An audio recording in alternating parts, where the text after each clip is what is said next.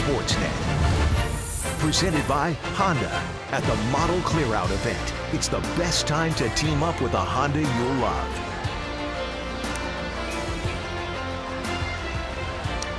Welcome to Toronto. It is a Junior Jays Sunday here. This is the series finale and the final game of this homestand. Roof is closed. There's threatening weather outside. The Blue Jays wrapping up this season in 2018. We thought we'd take a look back and take a look at what this ball club has done. Terry Francona's team trying to win this series. Blue Jays would win and split the series with a win here this afternoon. But we'll go back and look at the last two seasons. 20 games to go in the season this year. And Pat, it's remarkable how similar these two seasons have been. Yeah, it did seem that way, did it, from last year until this year? But you look at all the numbers playing out, and it's basically a carbon copy of last season. Blue Jays finished strong. They went 11-9 over their last 20 games to finish with 76 victories. So John Gibbons, he has his young guys out there and hopefully keep putting some good games together. Well, Cleveland won the game 9-8 yesterday, and they were out hit 11-18. Top of the order is Francisco Lindor. He has put up good numbers against the Blue Jays this season. Lindor had a big game on Thursday night. He was 4 for 5 with a couple of home runs. And down in that 7th spot, former Blue Jay Yan Gomes. Lately, he's been swinging the bat very well. Like 370 average over his last 12 games with a pair of doubles and 2 home runs. And they're set to take a look at their former farmhand, Thomas Pannone. Yeah, Thomas was a 9th-round draft pick by the Cleveland Indians back in 2013. Traded over here in the Joe Smith trade last year right at the deadline. 8 games this year. He's had a couple of starts. The first one, you can't pitch any better than he did against Baltimore. First major league start, got his first major league win. Then you can't pitch any worse than he did. And the next time out, that was at Baltimore. Just couldn't get anything over.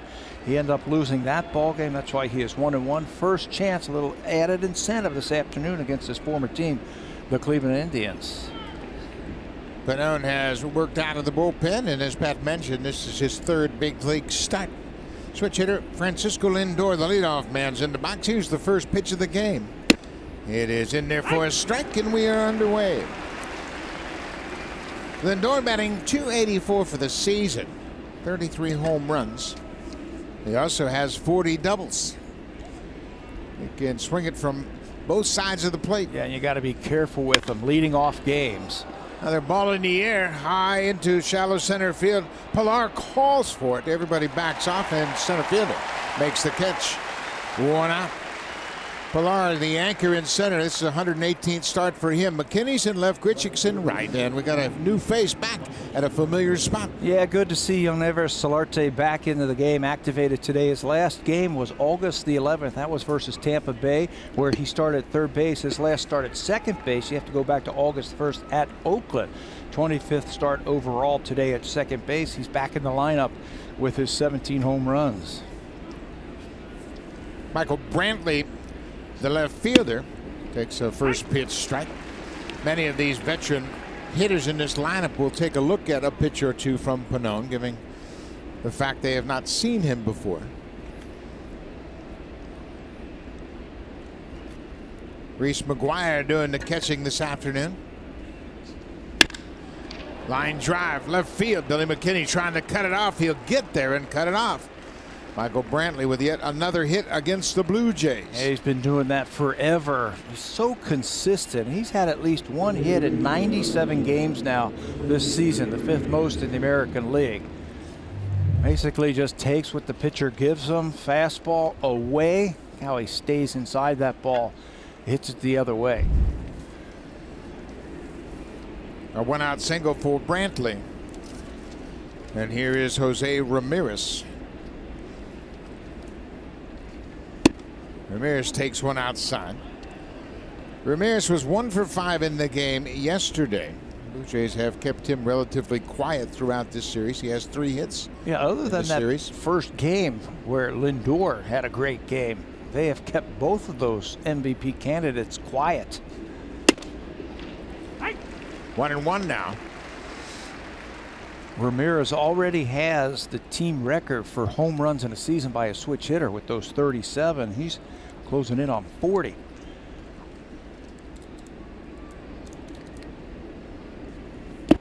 That's a pretty significant accomplishment considering Eddie Murray played for the Cleveland Indians.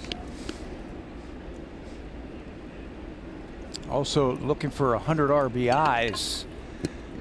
Blue Jays have pitched him tough. They've changed speeds against him. They've thrown some pitches down and away, and he's hit a lot of pop-ups in this series.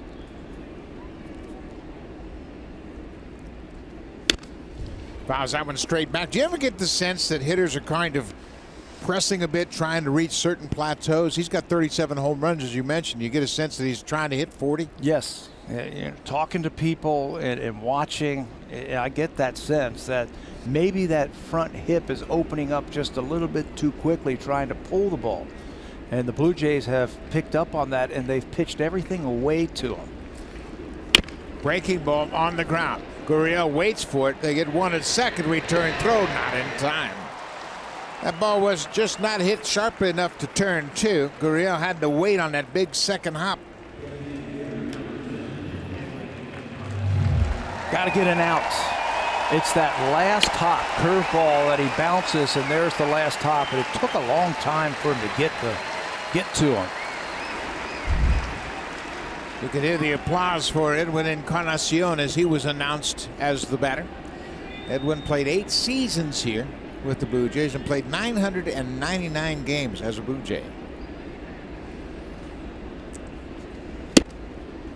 Just off the plate outside. Got to get them out of town before he starts to get hot. He had some pitches to hit in yesterday's game and missed them. And when he starts to do that, we've seen him enough, Buck, you and I, that when he starts just missing those pitches, you know he's ready to go off, start hitting a lot of home runs. He's just 4 for 14 in the series so far with a walk. He scored a couple of runs. But you're right, when he starts fouling those balls right back to the screen, that's when he's getting close.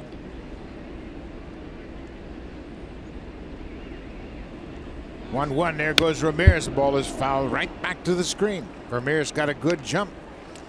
He's looking for his 30th stolen base of the season. He was thrown out by Reese McGuire, who's behind the plate, back in the opener on Thursday night. McGuire made a nice throw him out. You talk about numbers. He's trying to get that 30th stolen base to be a 30-30 man. That's only happened 2 other times. 2 different players. There he goes again. Breaking ball, no throw this time from McGuire, and there it is. His 30th stolen base of the season. And obviously you don't throw out the baseball and you can't pick up second base.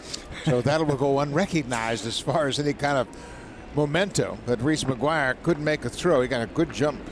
Joe Carter, Grady Sizemore, the only other Indian players to have 30-30 seasons. 2-2.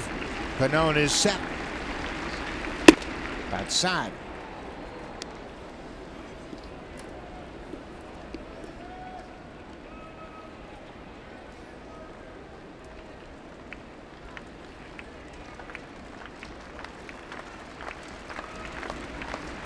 Three and 2. Yandy Diaz is on deck. There are 2 outs.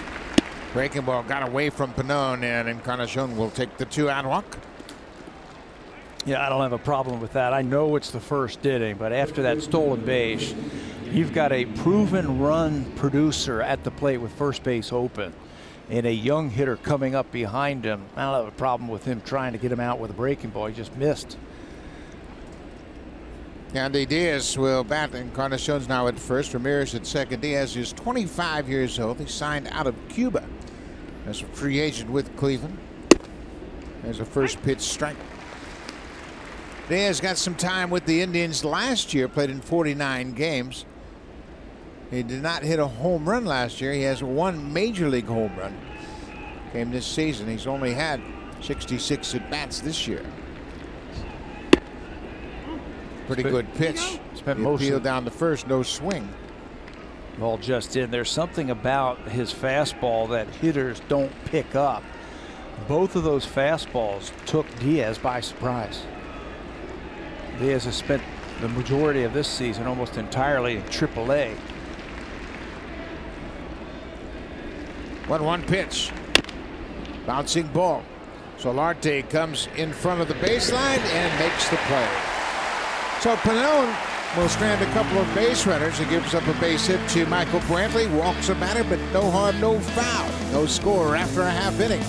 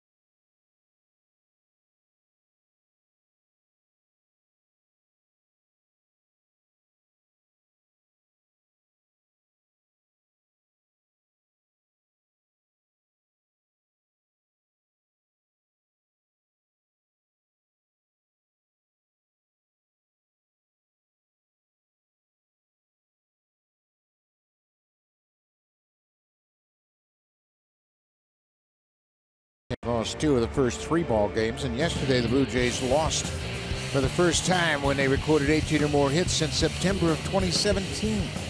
Take a look at the lineup in that cleanup spot. The red-hot Randall Grichuk. He's 6 for 12 in his series with a double and a pair of home runs. Those home runs came in yesterday's game.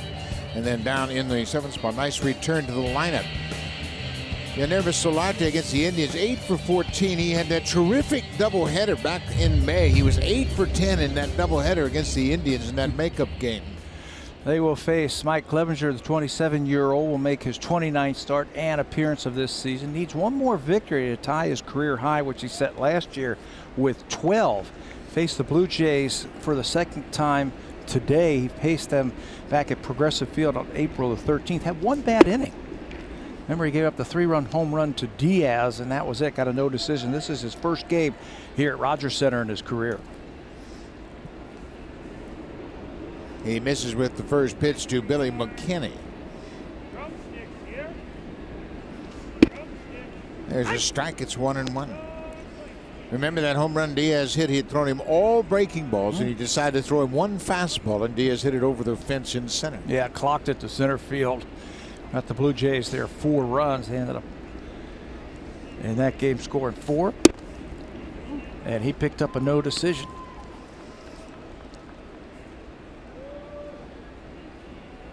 Clevenger was originally drafted by the Angels. He was a 4th-round pick in 2011 out of Seminole Community College in Florida. He was traded from the Angels to the Indians in August of 2014 for Vinny Pastime, a right-handed reliever. At the time of the trade, Clevenger was in the California League, high A ball in the Inland Empire franchise in the Angels minor league system, and he was 1-3 with a .537 earned run average. I don't know if that's a nervous habit of his right there that he does on every pitch. This ball's driven deep. If it's fair, it's trouble, but it's slicing foul. Billy McKinney taking a shot at the opposite field. Doesn't look like Clevenger is real comfortable right now on the mound as he pitches at Rogers Center for the first time. I don't know if it's the dirt or I don't know if that's his normal way of taking the sign, but very fidgety on that rubber before he gets ready to get the sign and start his delivery. I think he's just trying to get settled in, and he has a lot of moving parts in his delivery. I guess that's something that he does all the time. Kenny pulls the breaking ball foul. Billy McKinney has reached base in 18 straight games going back to his first game as a Yankee. The current longest active on base streak is held by Alex Bregman, who's swinging like crazy right now. Bregman hit his 30th home run of the season last night. Bregman has reached base in 35 straight games. Another choo-choo pitch. McKinney covers it and stays alive. Yeah, he is on everything right now.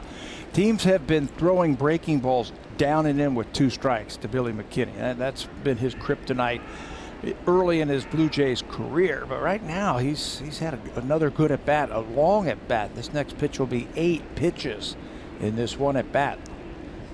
Billy McKinney was 2 for 4 in the game yesterday.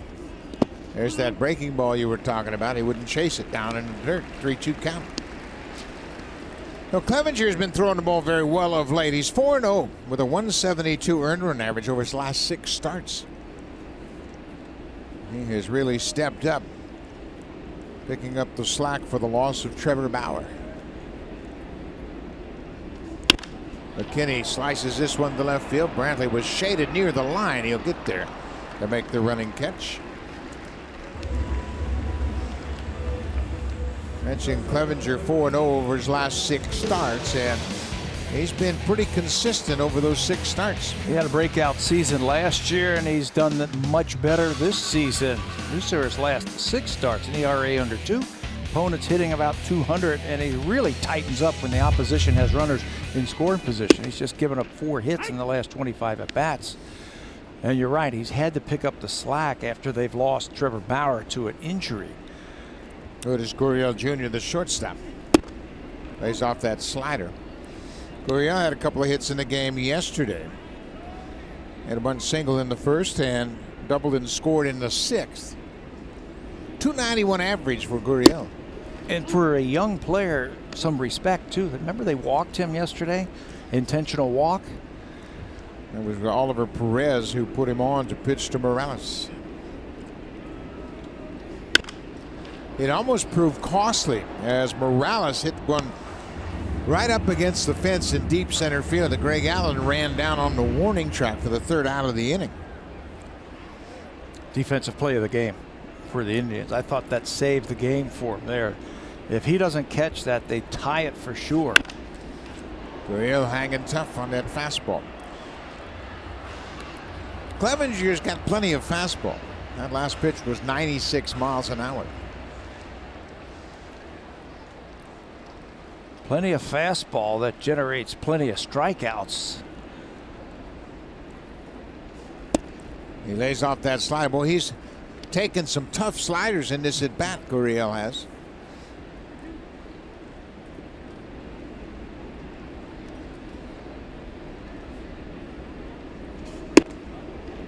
Nice at bat. Takes ball 4 inside. Defensively, let's take a look at the Indians and how they set up. It's Brantley, Barnes, and Geyer from left to right in the outfield. Lindor and Gonzalez up the middle, and Yan Gomes, a former Blue Jay, back behind the dish. And if you're on base, be ready because he likes to throw the ball around. He's had 5 pickoffs. That's the most in the American League. This is his 100th game this season at catcher, and out of all the catchers with at least 100 games caught, he's number 3 in caught stealing percentage, 31%. Justin Smoke. Smoke back at first base this afternoon. Smoke did not play in the game yesterday. He had a pinch hit at bat in the 8th inning and was called out on strikes by Angel Hernandez. Yeah, on a breaking ball, that was away. Smoke hits it high and deep. Get up, ball. Get out of here. This one is gone. Justin Smoke was all over that breaking ball, and that's home run number 24 for Smoke. And just like that, the Blue Jays have a 2-0 lead. You know, he was fidgety on the mound like he can't get comfortable. He's thrown 18 pitches already, just 10 of them for strikes. He fell behind Justin Smoke, and he had to come in there with that fastball. And if you have to throw Justin Smoke a 4-seam fastball and it ends up where it did, right there, about thigh high over the middle of the plate, he's going to clock that ball.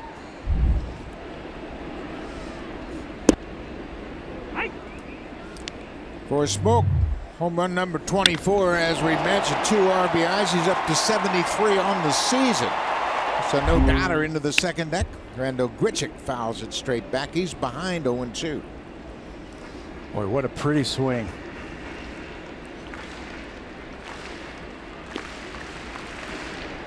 Randall is right at his career average at 248.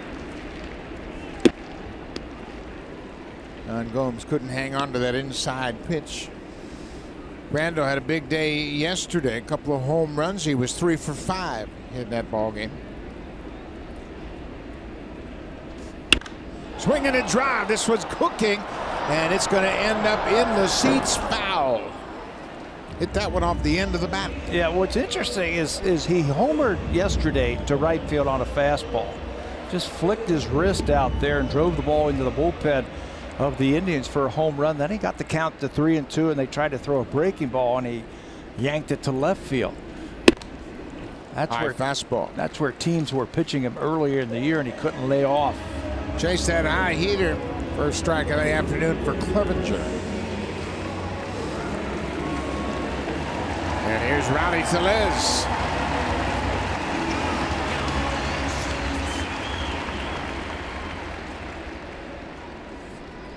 Tellez 8 for 14 in his big league career.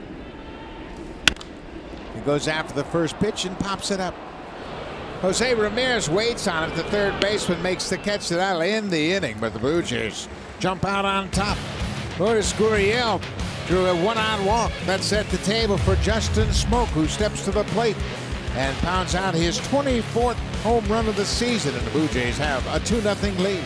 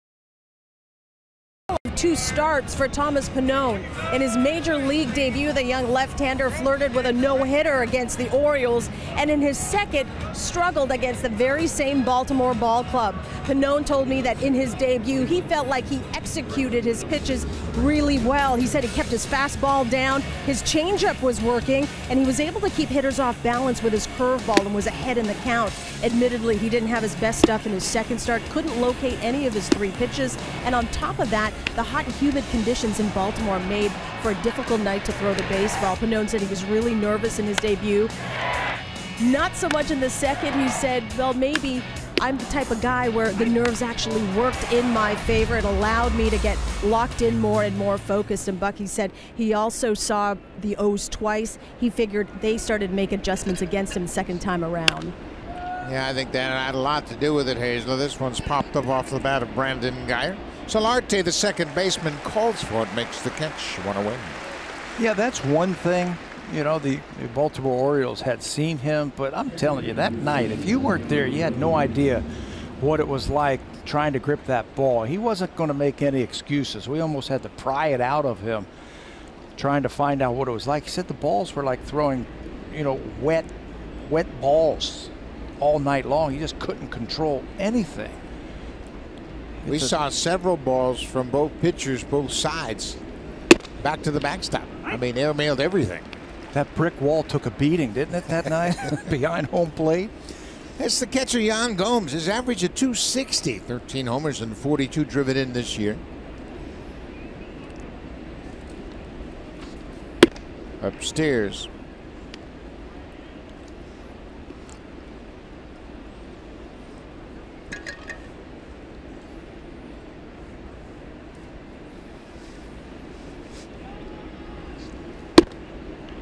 Just off the plate outside with the fastball. 2 balls and a strike. Gomes is now 31 years old. He was born in Sao Paulo, Brazil. Moved to Florida when he was about 12.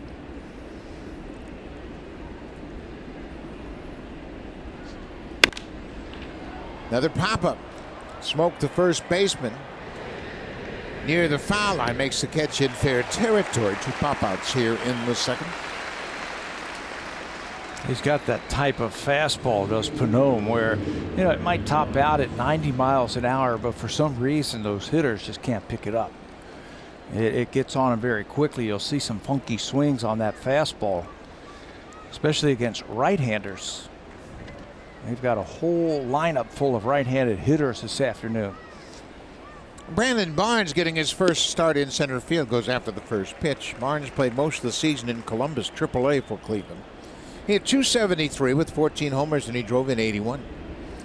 He also chipped in with 19 stolen bases. Or depth, right? Organizational depth. He's 32 years old. But he spent the majority of the season in AAA, was an all-star down there. Now here he is in September, getting some valuable playing time and some important playing time. He's been a defensive replacement. Foul tip held onto by Reese McGuire. A nice inning for Thomas Pastime. 3 up, 3 down with his first strikeout of the ball game. Blue Jays have an early lead.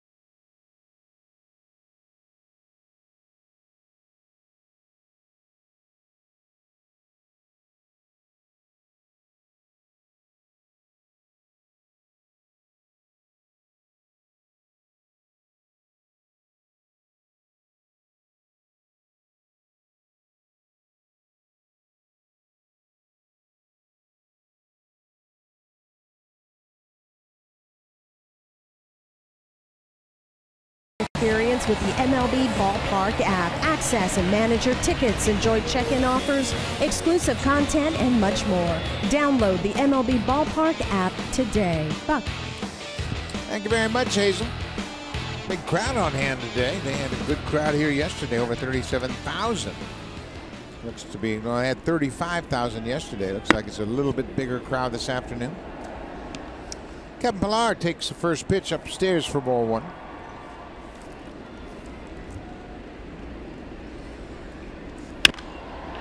Kevin's been swinging the bat very well in the last 2 games, especially at the walk-off home run on Friday night. That was his second consecutive hit. He hit the walk-off home run off the right-hander Adam Simber.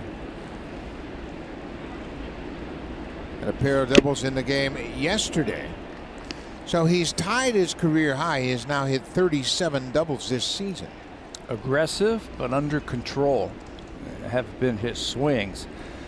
And laying off some of those pitches off the plate.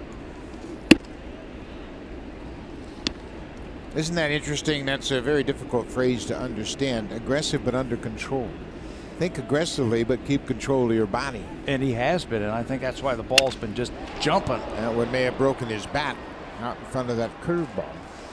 You know, it comes and goes. Those types of swings are those where you're feeling good at the plate, where you can wait, or it just seems like you can wait a long, long time, and then all of a sudden you're aggressive, yet you're under control, and the ball just jumps off your bat. And then for some reason you can wake up the next day, come to the ballpark, and it's gone. What happened? Breaking ball, that's popped up off the end of the bat. Andy Diaz, the first baseman, makes the catch. Pilar's retired. But then you come to the ballpark another day, you take a round of batting practice, and you go, something happened. The ball looks huge. And you get right back into it, and you start hitting the ball hard again. So Pillar's retired on the pop-up. And Ervis Solarte, he steps into the box. And we mentioned that great doubleheader he had on May 3rd in Cleveland. In that doubleheader, he was 8 for 10 and drove in 7 runs, hit a game-winning grand slam in the top of the 11th in Game 1. He had 2 doubles and 2 home runs in the doubleheader. That was a crazy day of baseball, wasn't it? It's this one right to Diaz. He'll go to the bag and step on first for the second out. It felt like yesterday's game, where all the offense and the team with the last at bat was going to win it. This guy had a great day yesterday. Aledmys Diaz had a great day, 4 hits, 3 doubles, a red hot homestand. In 6 games, he's hit over 400, and he's driving in some big runs. OPS well over 1. Second 4-hit game of the season yesterday. He also had 3 doubles in that game. His average of 260. He has tied his career high with 17 home runs.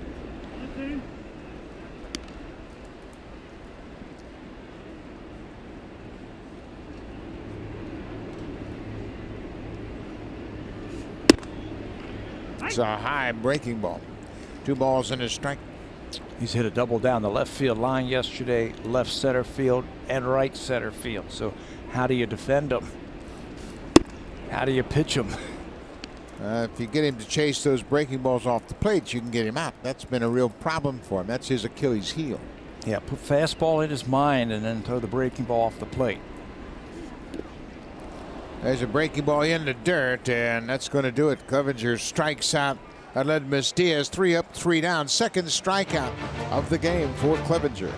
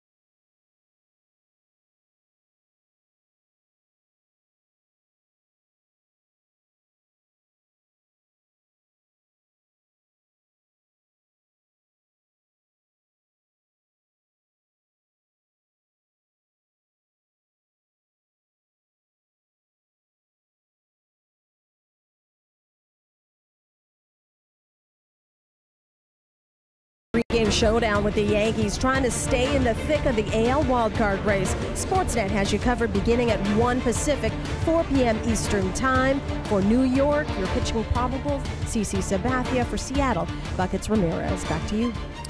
Thank you very much. You can see the kids are being treated here on this Sunday. Junior Jays Sunday. Just one more of those Junior Jays Sundays left in the season. It's the final game of this homestand. Blue Jays will go on the road tomorrow and start a series in Boston on Tuesday night. This is the number 9 hitter, Eric Gonzalez. Gonzalez is a pretty good utility player. He has played all over the diamond, but the big thing about him is he can swing the bat. Yeah, that's 21 games. He's hit over 300. He just looks like a hitter, doesn't he? Standing up there. Pops this one up, smoked the first baseman. Makes the catch. Gonzalez is retired, one away.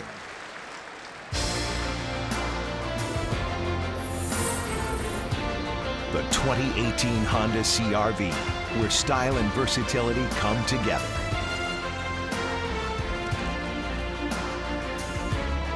It's an overcast Sunday afternoon. The roof is closed here at Rogers Center. It has really cooled off the last couple of days, and it's quite comfortable outside. So for the time being, no rain outdoors. Francisco Lindor hit a shallow fly ball to Kevin Pillar, his first time up.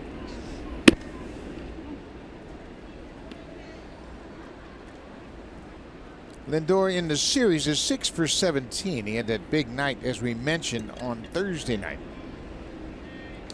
4 of those 6 hits came Thursday night.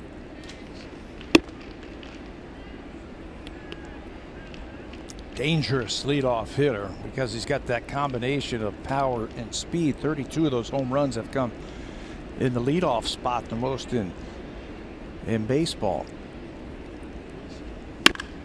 There's a drive to left field. McKinney is back. The ball is carrying. It's going to be gone. Right over the top of the fence in left field. As Lindor hits his 34th home run of the season. That's a new career high for Lindor. And he's been a much better batter as a right-handed hitter than a lefty this season. Yeah, it looked like he was trying to get to that 34th home run, which sets a new career high. He does it from the right side, goes down to get that one, and on a line, hits it out of here. The Super Slow-Mo is brought to you by the Samsung S9 and S9 Plus. The camera reimagined, available now. Boy, his eyes just lit up when he made contact. Brantley goes after the first pitch for Lindor. That's just his 7th home run, hitting from the right side of the plate.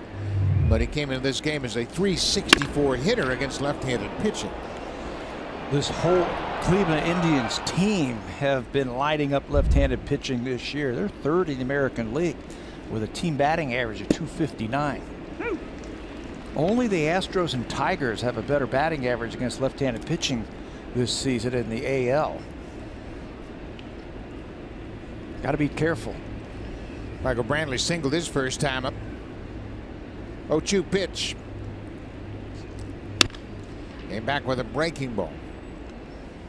When you have good hitters like Brantley, when they get to 2 strikes, they really cut their swing down and they become very good breaking ball hitters. It's very difficult to throw them a breaking ball in the strike zone with 2 strikes. Yeah, watch him. No stride. He'll basically hit flat-footed now the rest of this at bat because he is down 0-2. You got him. Good breaking ball off the plate outside. Brantley chases it. Second strikeout in the afternoon for Pannone. Much better breaking ball than the previous one that he fouled down the right field line. He got to that one. This time it ends up down and away. Because he was hitting flat-footed, he can't go out there and reach it. He can't use his legs to go out there and get that outside pitch.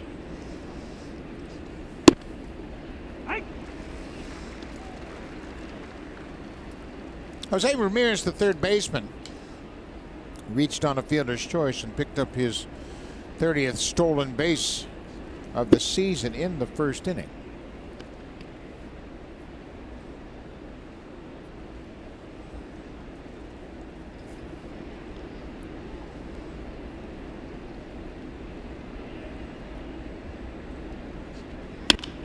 He gets jammed. Grounded to the shortstop, Gurriel. Ramirez is retired, but Cleveland gets on the board. Francisco Lindor, their fine shortstop, with a solo home run. It's a 2-1 game.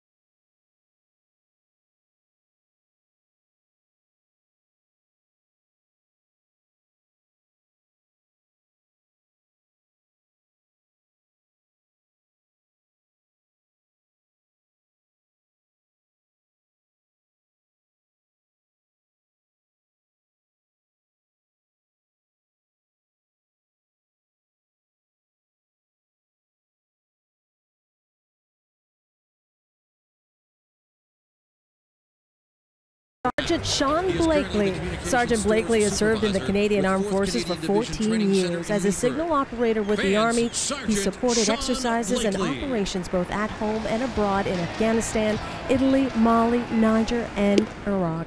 The Toronto Blue Jays are proud to salute all the brave and women of the Canadian Armed Forces who serve our country every day. Indeed we do. Congratulations, as another terrific member of the Canadian Forces is honored here today. The catcher, Reese McGuire, will lead things off for the Blue Jays here in the third. McGuire picked up his first big league hit on Thursday night in his first big league game. Hit a double off the wall in center field.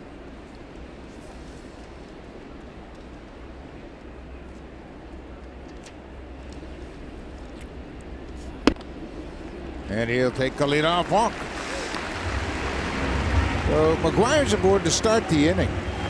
Second walk issued by Clevenger. That didn't take very long. 4-pitch walk to the number 9 hitter to lead off the third inning. See if Blue Jays can turn that into a run.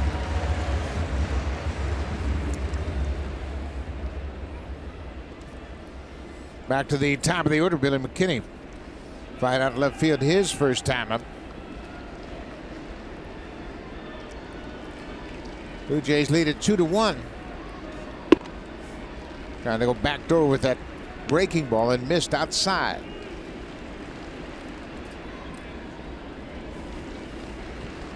Clevenger appeared in one game in the ALCS in 2016 against the Blue Jays. He came in relief in Game 4 and pitched 2 innings. That was in a Blue Jays 5-1 win. He's got a good arm. He's got good stuff. I think even everybody in this rotation has the ability to strike you out, go deep into the ball game, shorten games with their starters, get you deep. Of course, it's all led by Corey Kluber. Now tip off the catcher's mitt, who fortunately for the Jays, they don't see in this 4-game series. He pitched right before they got to town, and he will pitch tomorrow when the team goes to Tampa. Speaking of Tampa, how about those Rays? They have scored 5 runs in the bottom of the first against Baltimore. Tampa got off to a 1-8 start. That might be the most interesting story in the AL East this season. Tampa Bay at 77-64 as we speak. 1-2. Another curveball. McKinney strikes out. 3 strikeouts now for Clevenger. He's got a couple of different ways that he can get you. That overhand curveball that's tight and it breaks late. And a little bit of a slider that finishes you off also. He had a career year last year, like we were saying, 137 strikeouts last year and 121 innings. He's blown right by that this year. With 3 more strikeouts today, he's got 185 for the season.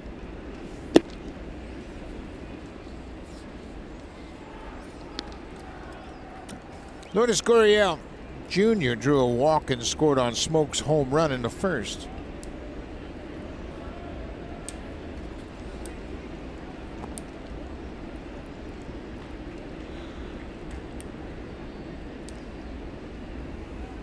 There goes the runner. Hit and run is on. The throw is high.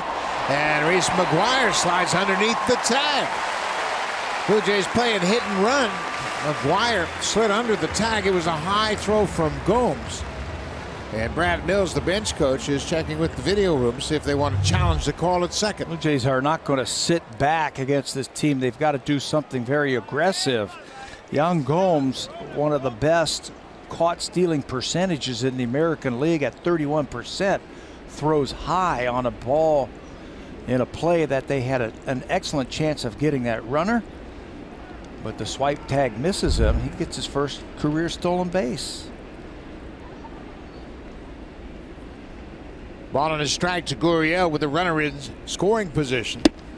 There's that slider. It's an unusual slider. It's almost like it's a frisbee type breaking ball. It's kind of flat and just continues to break away from the righties. Yeah, some late break, some late action on that pitch also. He'll use the fastball about half the time, but then finish you off with change, curve, and slider. Well, they wanted him to chase that high heater.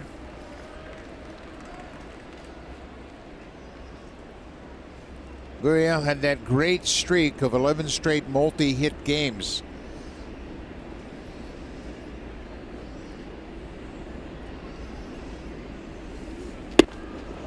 A little more depth to that breaking ball for the strikeout.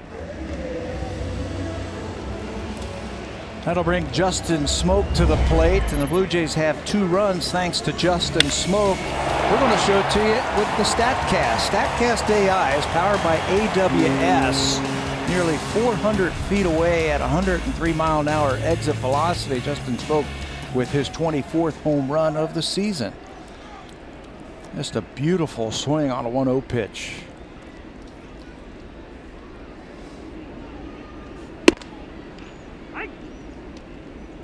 Took a little off that fastball, 88 miles an hour to get ahead.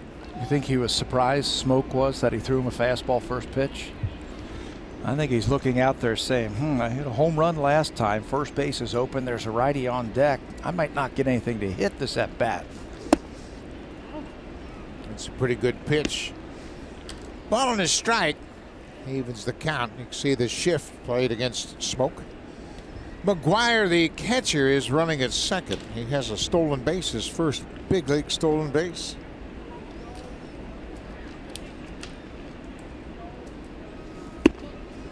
McGuire runs fairly well. He's a pretty athletic catcher. He had 38 steals in his minor league career, including a season with 14, playing in the Florida State League at Bradenton. An absolute steal. They got him from the Pittsburgh Pirates along with Harold Ramirez and Francisco Liriano. There's a base hit through the vacated left side of the infield. Here comes McGuire. He's going to score. Smokey says you can't shift on me. How about 3 RBIs for Justin Smoke? A 2-run home run and an RBI single. 2 swings at the bat. He's smiling because he's saying, I can't believe you pitched to me. You got first base open and you throw the ball away. Thank you very much. I will take that base hit and RBI and get that run right back for the Blue Jays. They gave up in the top of the inning. Now Reese McGuire, getting his first stolen base, comes around to score the 3rd run for the Blue Jays. It's now 3-1.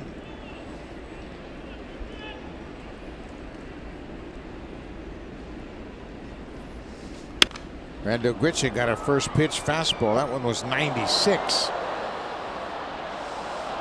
Little something extra. We talked about him at the beginning of the telecast today about how hot he has been since he's come off the disabled list. And since June the 2nd, he leads the team in hits with 84, home runs with 19, and RBIs with 44.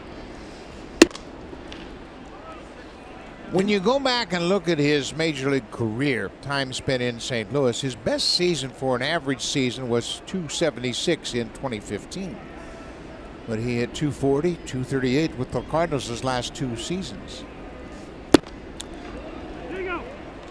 You know, I don't know if he's ever going to hit for a high average, but what he will give you is tremendous defense wherever they put him in the outfield. And he's going to hit home runs. He's going to hit his share of home runs. 3 straight 20-plus home run seasons for Grichuk. Goes after that hard slider. Clevenger gets a strikeout. He strikes out 3 in the inning. But Justin Smoke with another RBI, an opposite field RBI single. 3-1 Blue Jays.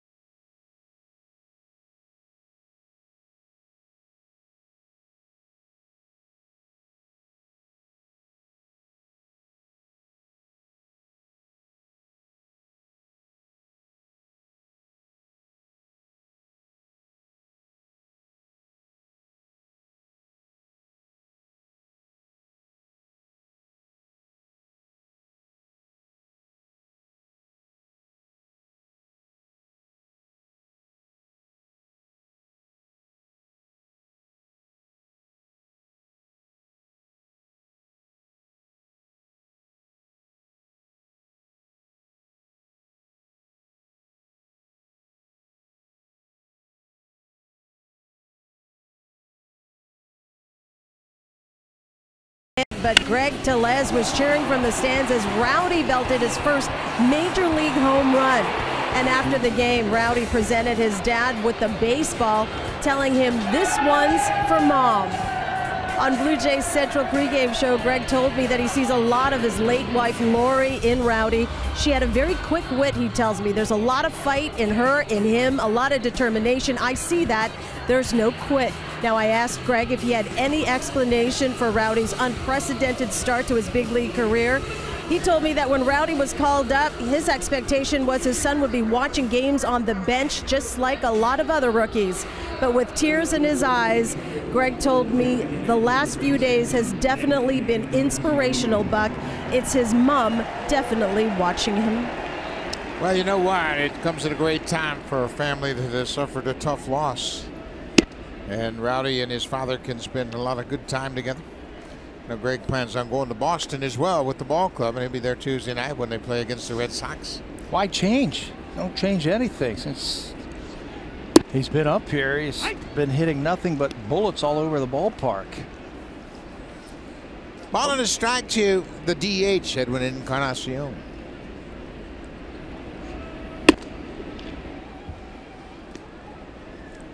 Edwin's got 29 home runs.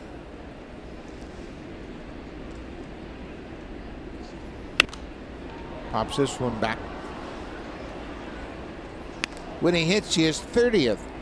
It'll be 7 straight years of 30 or more home runs. He's one of the best RBI men in baseball. 7 consecutive seasons with at least 30. This ball is over near the Indians' dugout. McGuire will watch it sail off the top of the dugout out of play. You know, and we used to say that when he was here. I don't care what you do in April, or I don't care what you do in May, but at the end of the season, you can write it down. 30 and 100 for sure for Edwin Encarnacion. He got off to a rough start again this year in April. That cold weather will do it to you. He has driven in 100 5 times in his career. He led the American League in 2016 in RBIs. Had 127 that year. He also had 42 home runs. That ties his career high. He's hit 42 twice in his career.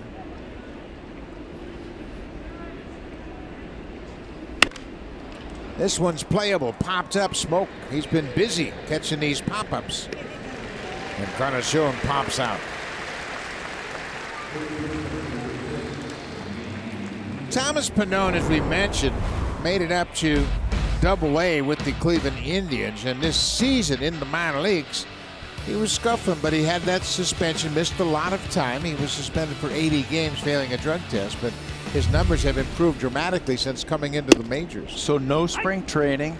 You have to work out and try to keep yourself in shape. Then you have that suspension, you serve it, you get it over with. Now you start the season, and everybody else is 3 months ahead of you. You're just starting out. So I think it's understandable why he got knocked around in the minor leagues. They started him in low minor leagues and moved him up each time. So he's just now getting into shape. Diaz, that's a fair ball. Ledmus with a nice throw across the diamond. Yandy Diaz is thrown out. 2 up, 2 down here in the 4th.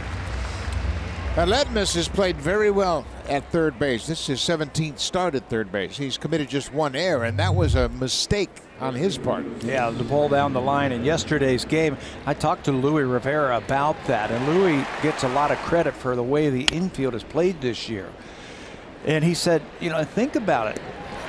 They just told him, hey, go from shortstop over to third base. He's never taken any ground balls over there. He never played any games over there, and he's looked like he's done it his whole life.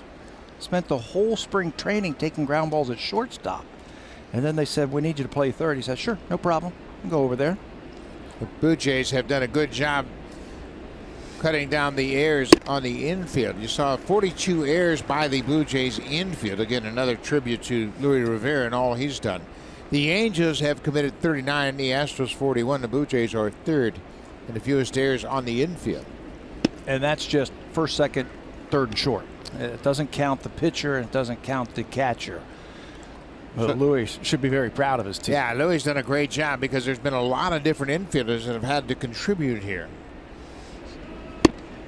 There's a good fastball.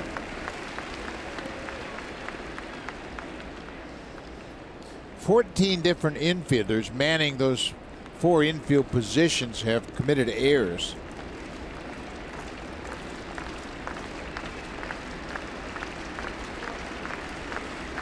Choo-choo. Fouled it up. Smoke's on the run. Down the right side, and here comes Grichuk.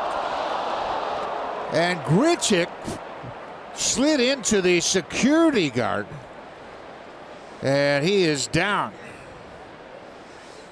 The security had the stool there, and he was focused more on Smoke than he was on Grichuk.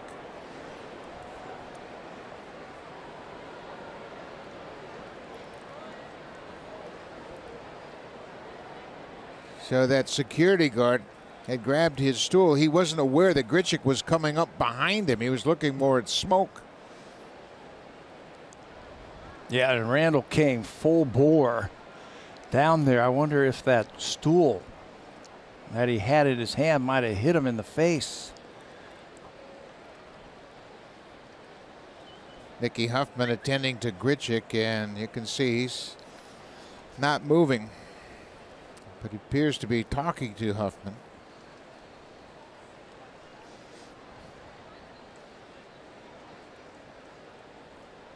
He got hit right in the bridge of the nose with something.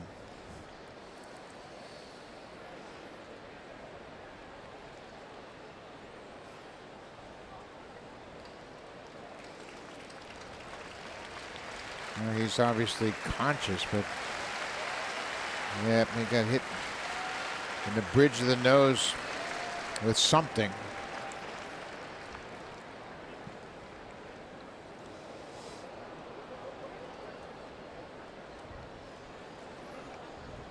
You know what? Get some ice on it. Any blow to your head, into your face like that, you're just not sure. Get some ice on it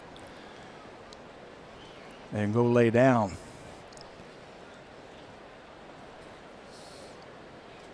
You know, the trainers in professional sports nowadays are so well trained and so equipped to handle anything.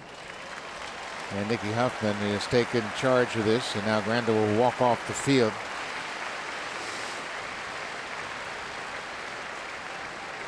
There's so many injuries that come up that you never even consider, but the training staff are so well equipped to handle all these things. There's Grichuk coming from behind the scene, and he smashes right into that stool.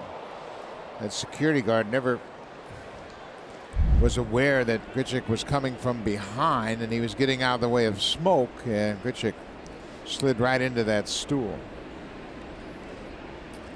Well, all we can do is hope for the best for Randall Grichuk, and we know one thing: he's getting great attention from the training staff. Absolutely. Absolutely.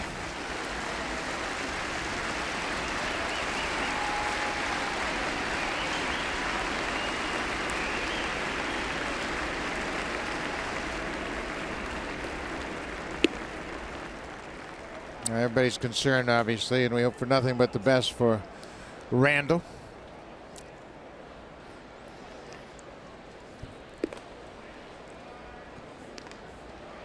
Now, obviously, from this point, it'll be over to the doctors and the x-rays and all of that, but let's hope he's going to be okay. Well, Thomas Pannone, obviously, will get a chance to throw a few pitches. Teoscar Hernandez has come out of the dugout. He's going to play left field. Billy McKinney will move from left field to right field.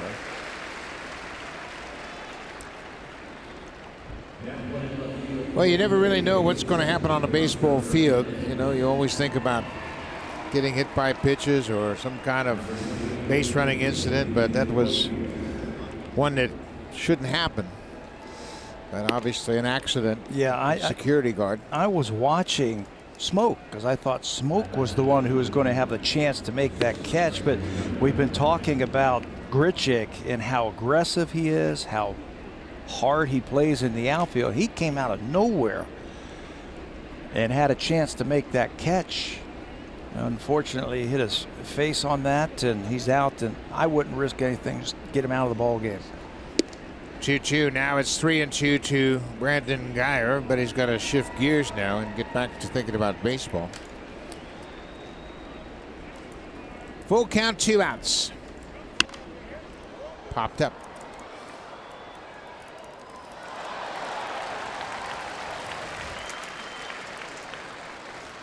Thomas Pannone pitching with a 3-1 lead. Both teams have just 2 hits. Each team has a home run. He walks Geyer. That's the second walk issued by Pannone. It comes with 2 outs here in the 4th.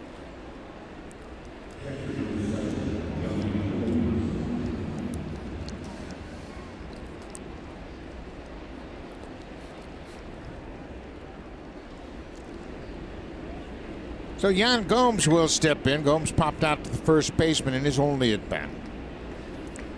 Gomes hit a home run here on Friday night.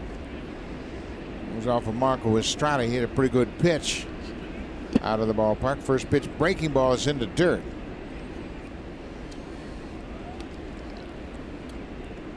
Going to have to gather himself up just a little bit after that delay. He was in a nice groove. He had retired 5 in a row since that home run by Lindor. A couple of pop-ups, a couple of grounders. Now he's got to gather himself and get back in the zone. There's a strike. It's 1-1 now. Well, you're right. It just takes your focus away from baseball when you see one of your teammates injured and having to be attended to by the training staff and had to leave the game. Let's hope he's okay. 1-1 pitch. Geyer at first. Not running. Cut on and missed by Gomes.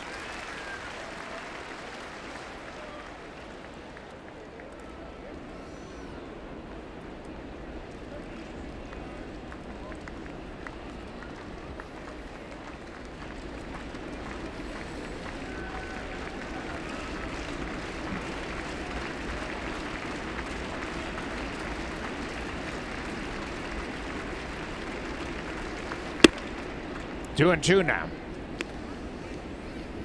Pannone was in the minor league system with the Indians last year. He started out in A-ball in the Carolina League and went 2-0 in 5 games with a 0.33 earned run average. Then they moved him up to Double-A at Akron, and he was 6-1 in Double-A before the trade. He was traded for Joe Smith. Blue Jays also got a young infielder named Samad Taylor in that trade, who spent this season at Lansing. Over 40 stolen bases for the young second baseman. So 2 young players the Blue Jays picked up in that trade. Outside, 3-2. Samad Taylor played second base at Lansing. He had 44 stolen bases and got caught 16 times. But he's a very interesting player. He's just 19 years old. Pretty astute trade by trading a guy you had just signed. You had him for 3 months and you traded him for 2 young players that could help your team. Breaking ball, that's ball 4. So back-to-back walks, and McGuire is going to go to the mound. And this is another aspect. We have seen this from both Jansen and McGuire.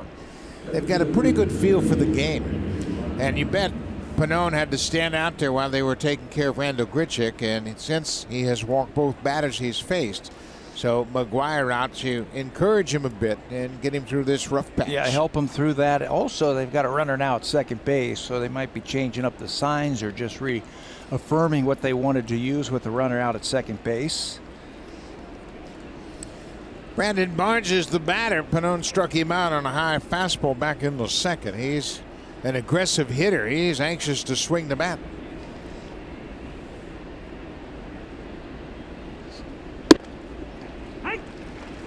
Got a good pitch to hit. He struck him out quickly. All fastballs his first time up. 1, 2, 3. So looked like Barnes wanted to take a look at that first one, and it was right there.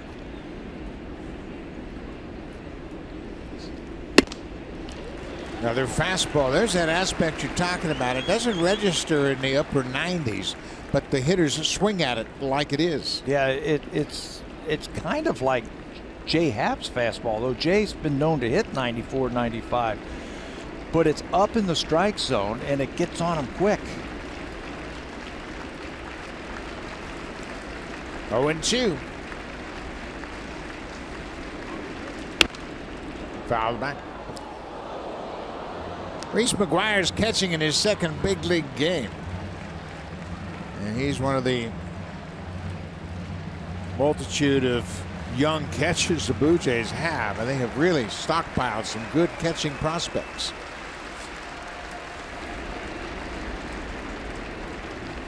Another 0-2 pitch. Breaking ball, he wouldn't chase it. Danny Jansen, Reese McGuire. We'll go down to Max Pentecost in Double-A. Riley Adams was in Dunedin. Catcher with a tremendous arm.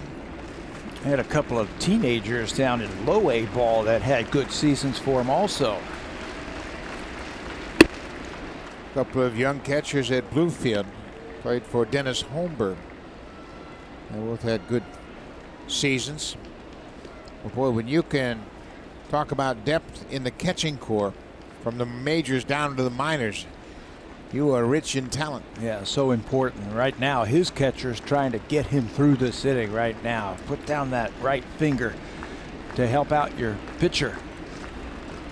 2-2. Reaches for that changeup. He will throw more changeups to right-handers, more curveballs to left-handed batters. Fastball count, he will use that against righties 70% of the time, but instead of the curveball to the righties, he'll go to that changeup a lot more.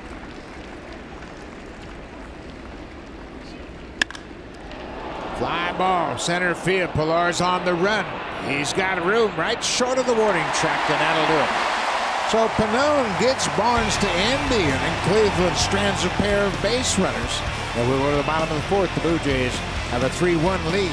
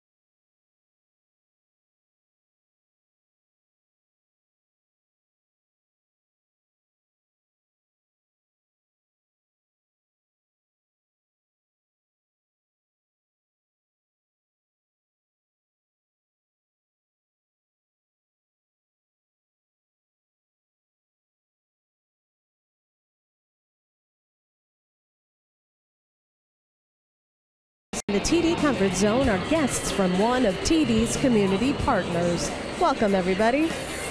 And it's Fan Appreciation Weekend presented by Honda. On Saturday, September 22nd, the first 20,000 fans will receive a pair of Blue Jays convertible mittens.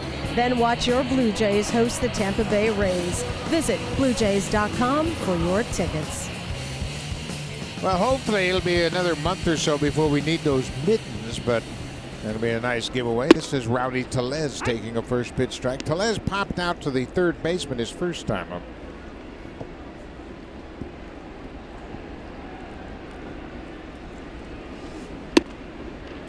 Oh, 0-2.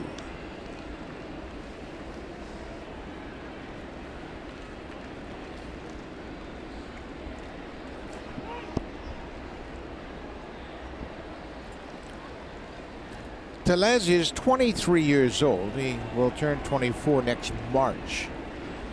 He was drafted by the Blue Jays in 2013.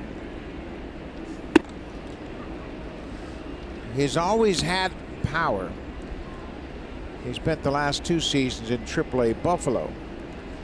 And he was still 3.5 years younger than the average player in AAA this season. He's always been a young player wherever he goes, doesn't he? You know, with young players, when they come to the big leagues, and we've seen it thousands of times, pitchers say, okay, let's see if you can hit a major league fastball. And you get a lot of fastballs. Well, once you start to do that, then they start throwing you more breaking balls. Once you prove that you can hit the fastball. That ball was just over the bag, but foul. Angel Hernandez, the third base umpire, he had to move out of the way, and he said, yeah, I saw it. It was 3 inches foul. It looked pretty close. They crossed him up. They threw him a fastball inside out, and Angel's correct. That ball was foul. Breaking ball in the dirt. Tellez, for his minor league career over the span of 6 seasons, is a .271 hitter. He had 23 home runs in 2016, his first year in AA. Got a piece of that when he stays alive. He was a 30th round pick, and if you're scratching your head saying he doesn't look like a 30th round pick, well, he had made a verbal commitment to go to USC and play baseball at Southern Cal, and a lot of teams passed on him. Off the end of the bat. Grounder to second. Gonzalez throws him out. Run away. Blue Jays did a good job of staying on him and then signing him and developing him through the farm system. That was a 3-2 changeup right there. A little bit more respect after the start that he has had. 3-2 changeup.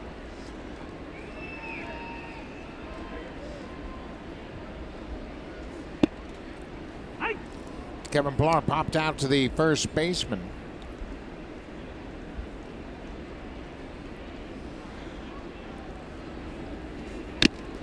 Oh, he got a hanging breaking ball and fouled it off. He timed it up pretty good. He stayed back and used his hands, but all he could do was foul it off the catcher's mitt.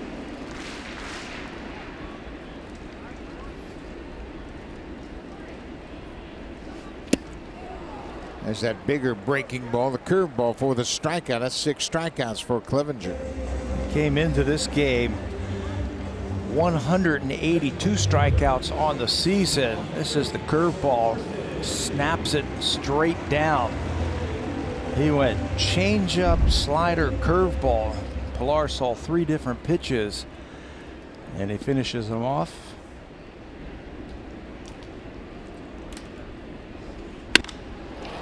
And they drive to right field off the bat of Solarte, but right to Brandon Guyer. Quick inning for Mike Clevenger, but the Blue Jays still lead at 3-1. Now time for a Blue Jays Central Update. Here's Jamie Campbell with Kevin Barker from the Samsung Broadcast Studio.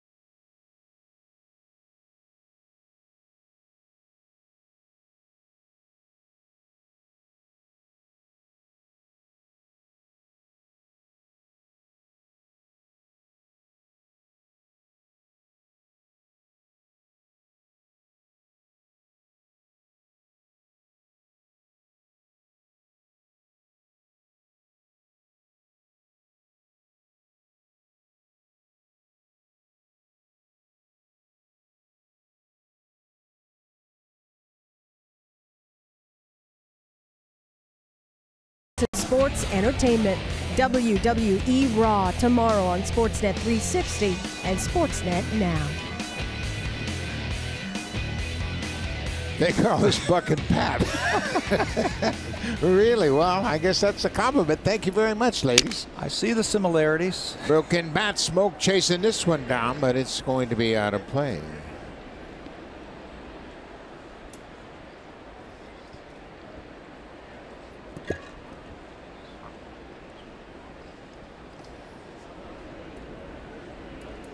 Now Gonzalez, the number 9 hitter. Gonzalez is a very good-looking player, but he's backed up because there's so many good infielders on this Cleveland team. He's a good-looking second baseman. He can play short. He can play third. Just not much playing time. Yeah, where does he play? If he doesn't play second, short, or third, and he's not because of the great stars that they have there. Oh, what a nice play by Gurriel. Hey, he didn't have time to set his feet. He went in the hole and he was running toward the third base foul line and threw a strike to Smoke across the diamond. He's been on a throwing program when he was down in the minor leagues to get the ball out of his glove correctly and a little bit more accurately. That'll help him to be accurate when he has plays like this where he has to use his athletic ability and not think about anything. He's really good. Shows a strong arm and that time very accurate to get the first out. Lindor, the leadoff man, he homered his last time up. Home run number 34. That's a new career high for Francisco Lindor.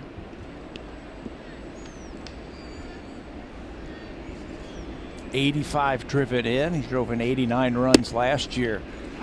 That's his career high. He's sure to go by that this season.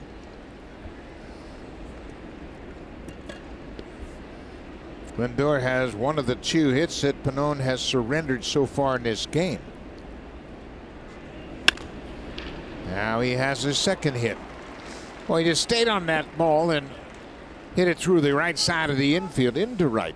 He's 2 for 3. I think he can do anything he wants on the field if he wants to. We were talking last inning against right-handers what Thomas Pannone will throw to right-handers versus the left-handers. He will throw more curveballs and more changeups. This is versus the right-handed batters this season. More fastballs, more changeups to right-handers. But when a lefty comes up, he'll throw more curveballs and fastballs. And you've got a left-hander up there now in Brantley, so you'll probably see more curveballs. Fastball popped up into the outfield. Gurriel going back. He'll get there and make the catch. Brantley was retired on 1 pitch. Well, that is so important when you have a base stealer at first base to get quick resolution and get the second out of the inning. Helped him out, maybe swung at a pitch out of the strike zone. So now he's got to deal with another MVP candidate. Jose Ramirez 0 for 2.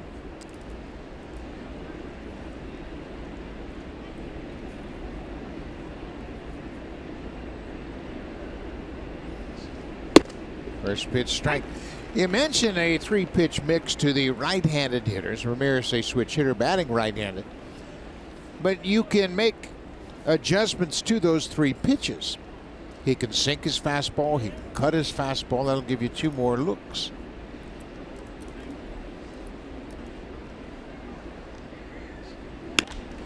There's a pop-up. This ball's playable into foul territory. The shortstop is waved off by the third baseman. Gurriel called for it, and Ledmus Diaz said, no, I got it. No problem at all. Just 9 pitches for Pannone. Gives up a single and nothing more. Blue Jays still lead it.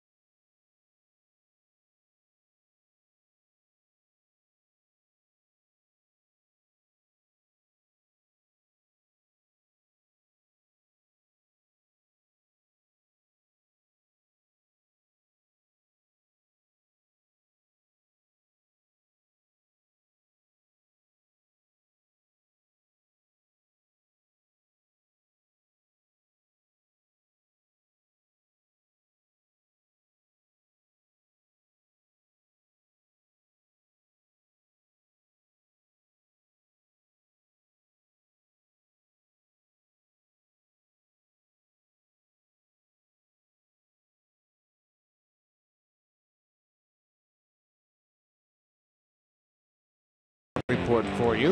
That is Coca-Cola Field in Buffalo, and they're going to turn it in to a golf course September 13th, 14th, and 15th. And fans can go there, make donations to the Buffalo Charitable Foundation, and you can play golf. That's right, they've got golf greens cut on the outfield grass. There are 4 greens and 5 holes, and they're mowed appropriately, but there will be no putting. But you have to bring your own golf clubs. They will surprise you with golf balls. The holes range from 65 to 135 yards.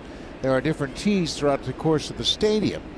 And for 3 days, you can play golf at Coca-Cola Field. So get your buddies, go down there, have a little golf tournament. You could tee off from the left field stands or right behind home plate and drop the ball out into the outfield and have a little contest. Sounds like a lot of fun. Clevenger strikes out Diaz for the first out of the inning. That's 7 strikeouts now for Clevenger. Second time that he's got a lead miss on the breaking ball. That curveball's starting to work a little bit better now with 2 strikes. They continue the theme at the links at Coca-Cola Field. Top scores each night will be displayed on the Bison's high-definition scoreboard, and the best golfers in 4 categories over the course of the tournament will win some prizes. So it's an actual tournament. So make sure you check it out, and I'm sure you can check it out at bisons.com September 13th, 14th, and 15th. Reese McGuire walked, stole second, and scored on a single by Justin Smoak in the third. That's a changeup that ran away from McGuire. 1-2.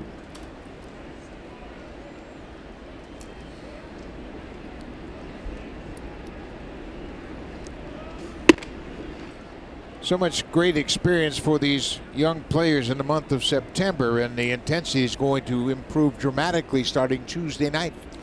Go into Fenway Park and play the Red Sox. Yeah. And after that, it'll be Yankee Stadium in the New York Yankees. Who's coming off the DL that day, too? There's a fair ball. Clevenger boots it, and McGuire's going to beat it out. Little check swing tapper off home plate. The pitcher, Mike Clevenger, got over to it, reached for it the first time, and bobbled it, and that allowed McGuire to reach. Let's check in with Hazel May. Buck, just a quick update on Randall Grichuk, who collided with that security guard in the 4th inning. He is currently in routine concussion evaluation with the medical staff, and I'm told he's going to receive follow-up imaging to his face. Not clear on whether that means x-rays or an MRI. Back to you. Well, hopefully everything will turn out positive for Randall Grichuk, but he slid into that stool down the right field line. The security guy was focused on Justin Smoak, who was coming from the infield, but Grichuk was coming down from right field. Let's look at that swinging bunt off the bat of Reese McGuire. You want to just slow everything down, and Mike Clevenger got a little bit too quick. Clanked that ball. And Reese McGuire, who's already had a stolen base today, beats it out. Billy McKinney is 0 for 2 so far. McGuire is credited with an infield hit. That's the 3rd hit for the Blue Jays. Smoak has the other 2.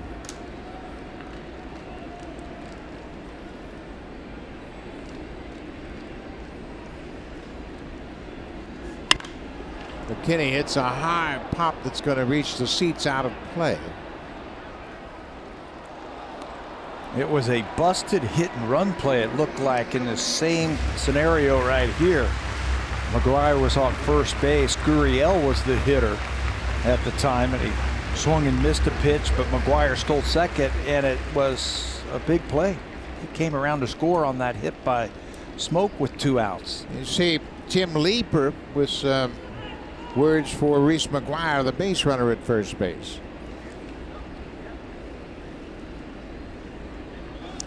You know, there are first base coaches that will always try to help you out. You look across the diamond, you might not see a sign, but there'll be a code, which means you're running something like, say hi to your uncle for me. And that might be the code that'll get him going. But there's always a backup plan in case that base runner doesn't see the sign. And that's why the coaches are always whispering into the base runner's ear down at first. And they can be unusual. Yeah, oh yeah, just like that. It's something different. It's not going to tip off the first baseman. When we used to run the squeeze play in the minor leagues, the word was swordfish. If the third base coach ever said anything, hey, do you have any swordfish tonight? The squeeze play was on.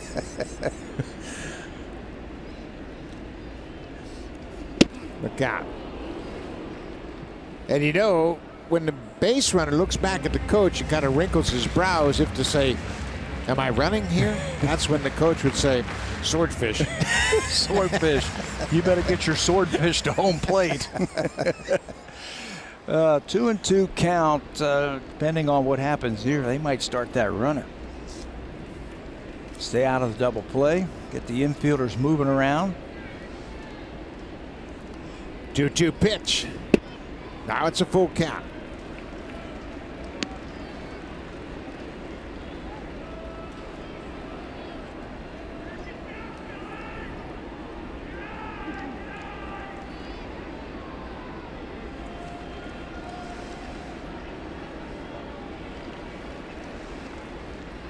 Reese McGuire at first, one out.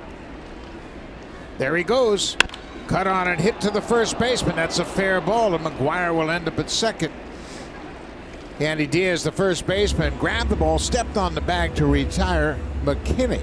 But McGuire moves to second now with 2 outs. That's why you start that runner, just to stay out of the double play. He got the sign to take off on the 3-2 count, and this one almost got by Diaz. His only play was to step on the bag. Because the Blue Jays start that runner, they stay out of the double play and give Gurriel a chance to get another run. Thank God he heard swordfish.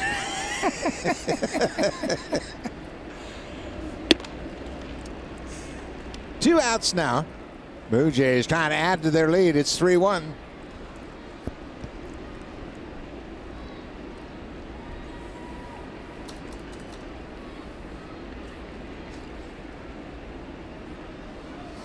Otis Gurriel takes a strike. 1-1 count. Gurriel's locked in. You can see it in his eyes. He knows that Clevenger wants to retire him because he doesn't want to face Justin Smoke with 2 runners on base. So there's going to be something around the plate. Just be ready to hit it. He got a hanger and pulls it to foul. That was a breaking ball up around the letters.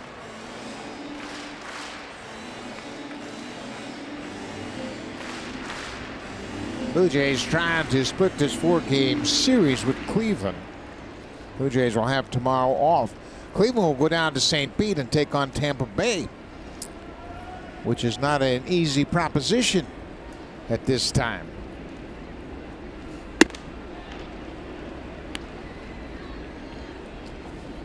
Cleveland's going to get Andrew Miller back tomorrow. He's going to be activated off the disabled list. He threw yesterday, threw 33 pitches, and told Terry Francona, I can pitch today. And Francona says, well, let's just wait one more day and we'll activate you tomorrow. Yeah, he wanted to be out there against the Jays today. There's a drive. This ball is hooking foul. Josh Donaldson is headed to Florida. He will be activated on Tuesday. And they hope to DH him, and then they have an off day on Thursday. And he plans on playing third base on Friday. In Cleveland. That would be against the Tigers when they open up a homestand. That will be their final homestand of the season. They play a 9-game homestand. Detroit, Chicago White Sox, and Boston. Then they'll go out on the road and play 7 games, 3 in Chicago against the White Sox and 4 in Kansas City. Real strikes out on another wicked breaking ball from Clevenger. Clevenger has 8 strikeouts through 5 innings, but he trails.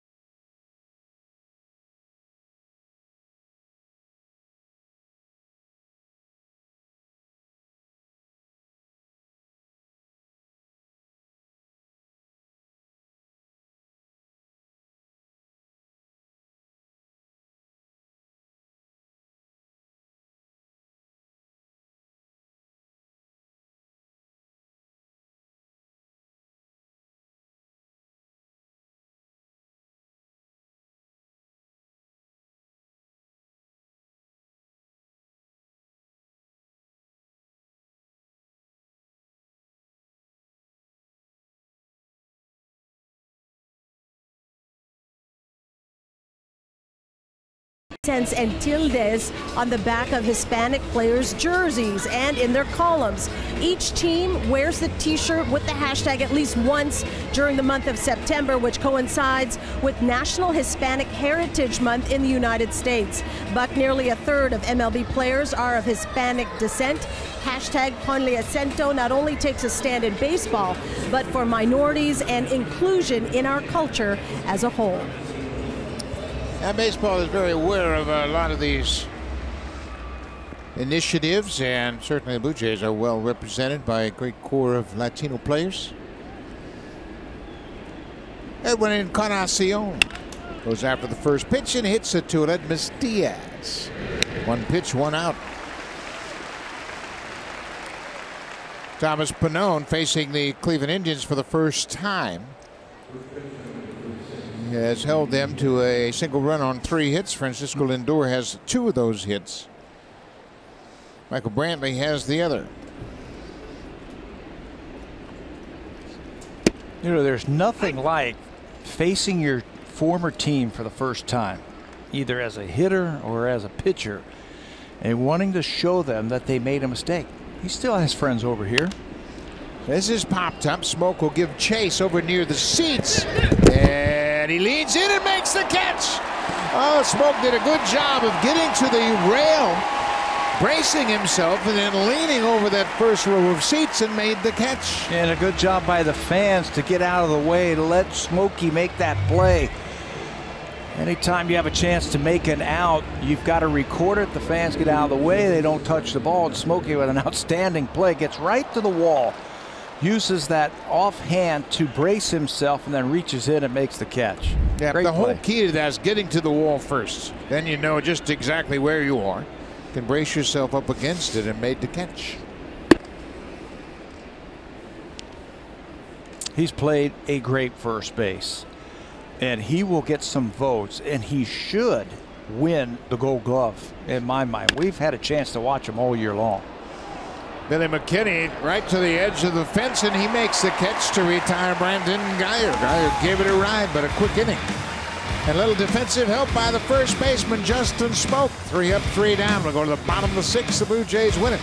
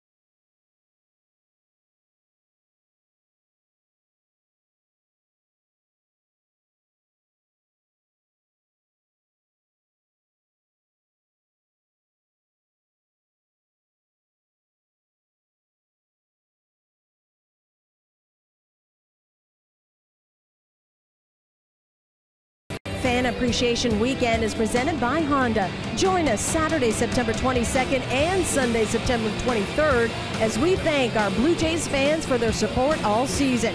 Don't forget there will be in-stadium giveaways for both those days. Watch your Blue Jays take on the Rays. You can only do that by getting tickets on BlueJays.com. Back. Thank you, Hazel. That's always a good weekend, the Fan Appreciation Weekend, and there'll be a lot of opportunities to win great prizes. You got to be in the ballpark. Hard to believe the season is coming to an end. This is the penultimate home series of the season. One more series, Tampa Bay and Houston will be here at Rogers Center for the final homestand. Justin Smoke has had no problems against Mike Clevenger today. Smoke hit a 2-run home run in the first and had an RBI single in the third.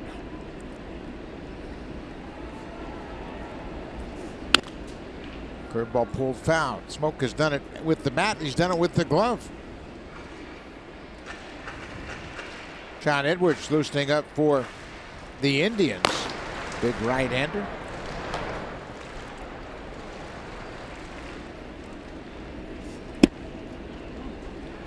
Clevenger thought that was a strike, and he might be right. Smoke is 2 for 2. His average now at 249. Goes after that fastball away, and there's another strikeout for Clevenger.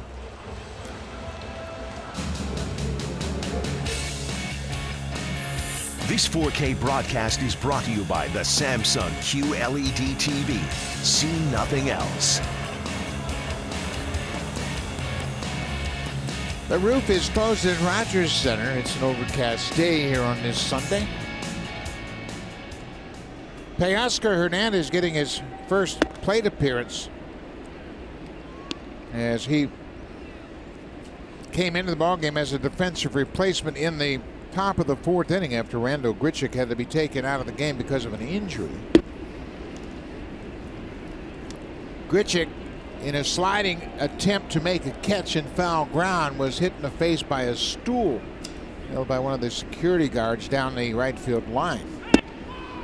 The security guard was aware of smoke coming from the infield, but wasn't aware that Grichuk was coming up behind him, and when Randall slid, he hit his face on that stool. Yeah, it's a metal stool, metal chair, whatever you want to call it down there, and it looked like it hit him right between the eyes, right on the bridge of the nose, cut him. According to Hazel, he says he's in concussion protocol, so let's just hope Randall's okay. The appeal down to Chad Whitson, and Teoscar is called for no swing. Full count, 1 out.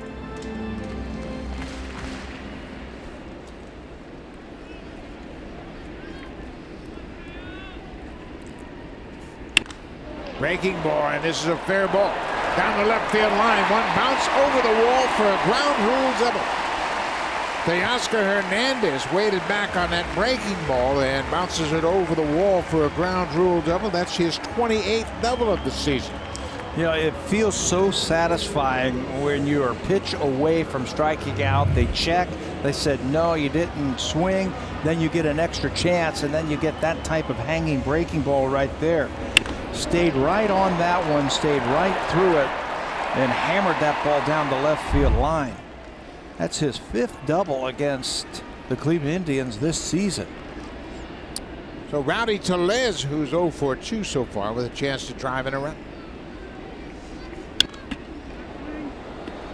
Looked like they had a pickoff play on. Gomes was coming out of the chute, and Lindor had broke to cover second. Told you he loves to throw that ball around as a catcher. He's got the most pickoffs of any catcher in the American League with 5. He's not afraid to throw it around.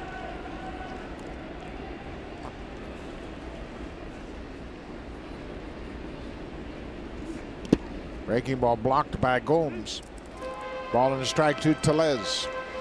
You know, you do that. You put that play on just to give Teoscar Hernandez a little heads up, like, hey, I see you out there, and I don't want you to get that big of a secondary lead. Teoscar's getting a very big secondary lead. When the pitcher delivers the ball towards home plate, he is really shuffling off there to try and get his momentum to go to third base and score on a hit. Tellez rolls over on it, bounces it to the first baseman. Andy Diaz flips to Clevenger, and Tellez is retired. Hernandez moves to third base on the play.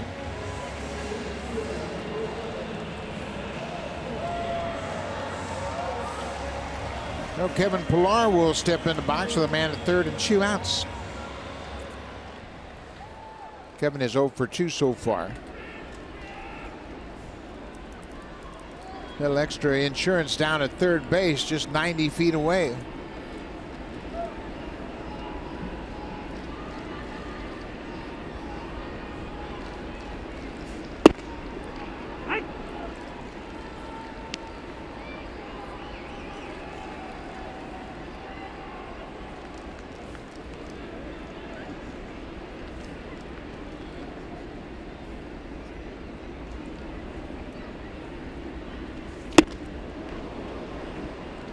0-2.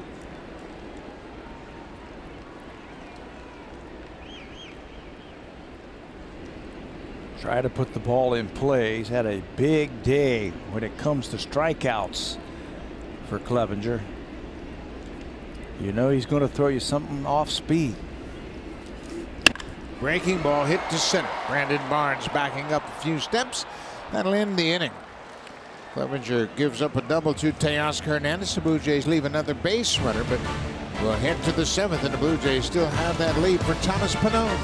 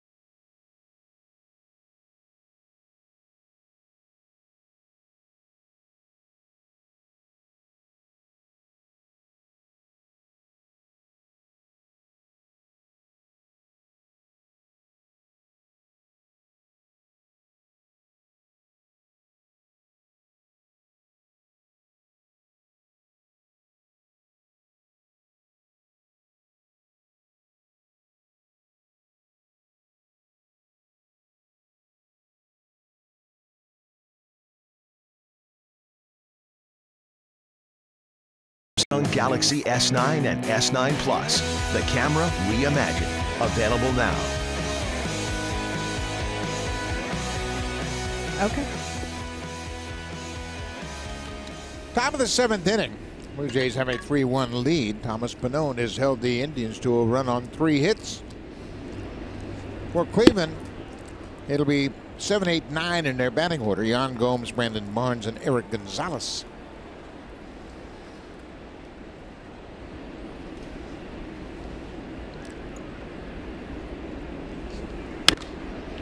Another pop-up. Smoke's been busy in this department today.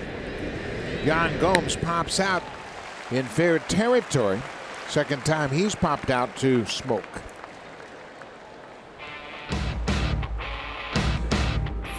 Take on any project with Home Hardware. Proud partner of the Toronto Blue Jays. Here's how.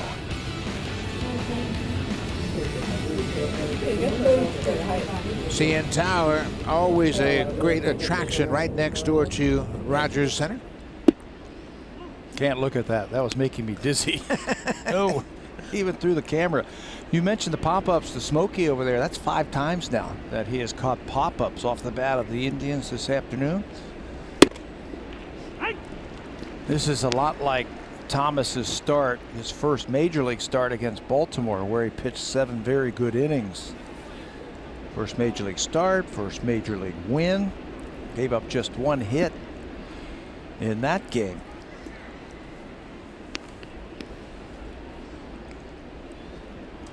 Yeah, he came out, took a no-hitter into the 7th inning. He really pitched well against Baltimore, but the second time they got a second look at him and they jumped on him quickly.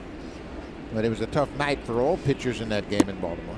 There's a good changeup as Barnes chases it. He's had good command, I think, of his 3 pitches. When he needs to throw a good changeup to a righty, he's been able to do that. When he's need to drop that curveball in there, he's been able to do that. And his fastball, he's gone up and down and in and out with it. There's another changeup down and away. Again, he'll throw more changeups to right-handed batters.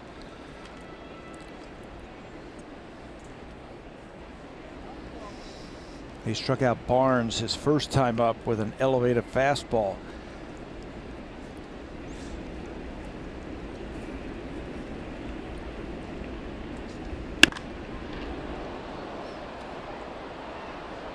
That ball is high and deep and gone.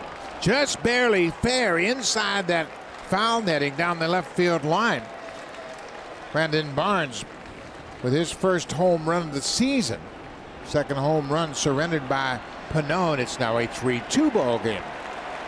Lindor hit a solo home run in the third. Now Barnes hits a solo shot here in the seventh, and that's going to be it for Thomas Pannone.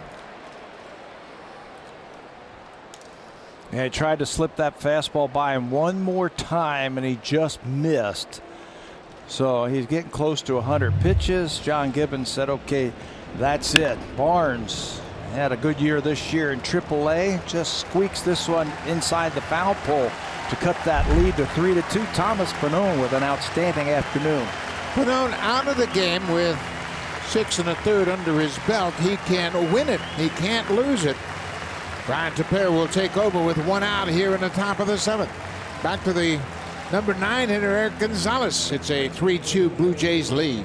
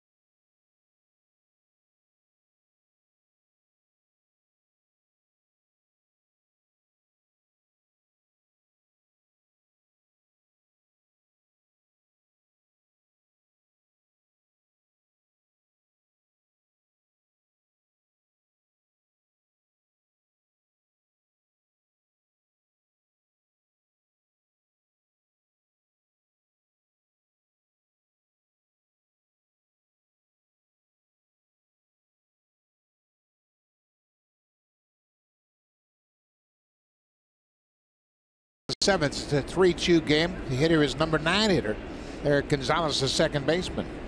He is popped out and grounded out. Tepera had a very good inning of work on Friday night in the 8th inning. He retired the side in order with a couple of strikeouts. Struck out Brandon Geyer and Yan Gomes, his only inning of work.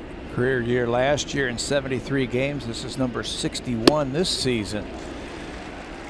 That little cutter right on the outside corner to Gonzalez.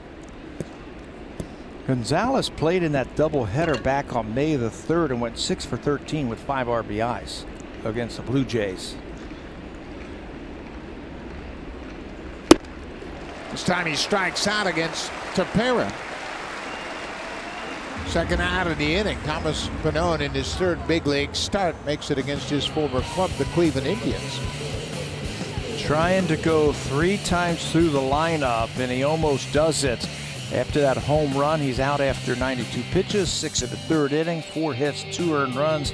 Home runs by Lindor and Barnes, the only damage against Thomas Pannone this afternoon.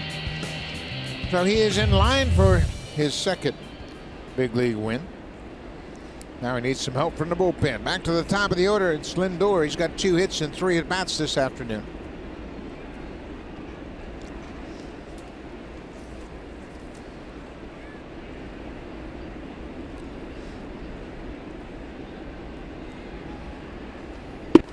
Lindor is 7 for 19 in the series. And he has hit 3 home runs against the Blue Jays in this 4-game series.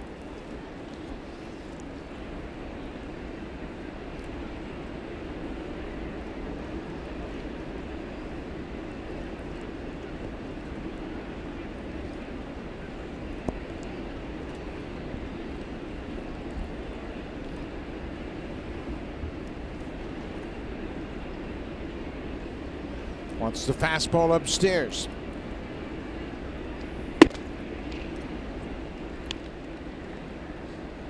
If you were a rookie pitcher, and of course Tepera isn't, but when a catcher gives you a sign and then presents the target in that fashion, certainly makes you think that he's confident about the pitch selection. It's a very positive image there. He presents that target with conviction. You know, oftentimes you'll see a catcher hold up that glove with a limp wrist, and it doesn't really give you any indication of how much he believes in that pitch. I've been impressed with all the catchers that the Blue Jays have had this year. Russell Martin, of course, he's been a Gold Glover. He's been great for a long time. Luke Maile has done a great job catching Jansen, and there's that target once again up high. And this kid, Reese McGuire, looks like he knows what he's doing behind the plate. He moves well. He's got soft hands. And they put the time into it. Technically speaking, for the fundamentals, he gets very, very high grades. This is hammered, but well foul off the bat of Lindor into that second deck.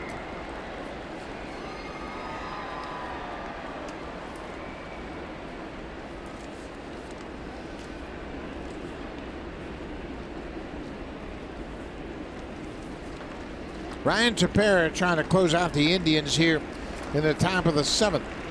Brandon Barnes with a 1-out home run has made it a 3-2 ball game. Just inside. 2-2 now.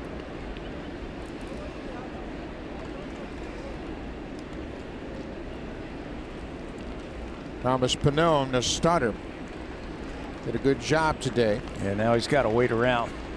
Bullpen can hold it for him so he can pick up that second big league win. There's a good pitch by Tepera. He strikes out Lindor with a good breaking ball down and in. Ryan Tepera comes out of the bullpen. Gets a couple of strikeouts to close out the Indians in the 7th. Tepera struck out Gonzalez and then gets the very tough Francisco Lindor on that hard slider down and in.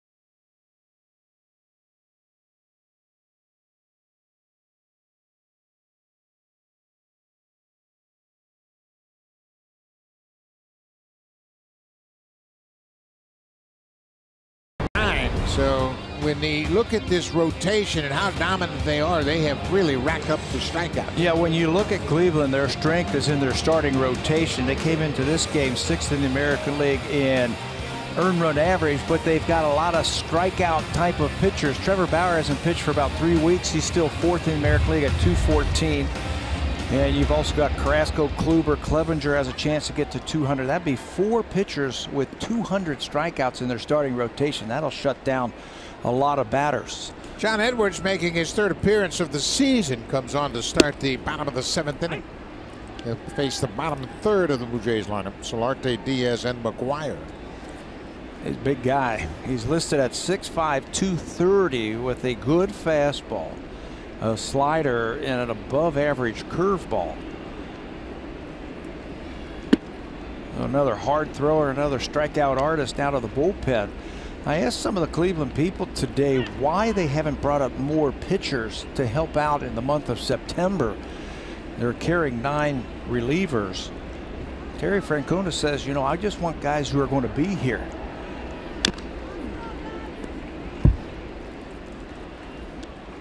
I want players that are going to help the team into October. Their AA team is in the playoffs, so if there was any 40-man roster guys there, they're still busy. The Columbus team, the AAA team, has been, they're not in the playoffs. Edwards has bounced around in the big leagues, and as a matter of fact, he and Solarte were teammates in 2015 with the Padres. Edwards pitched in 11 games that season. He did not pitch in the big leagues in 2016 or 17. It's his 3rd appearance with Cleveland this year, and there's a good breaking ball. And Solarte strikes out. 1 away.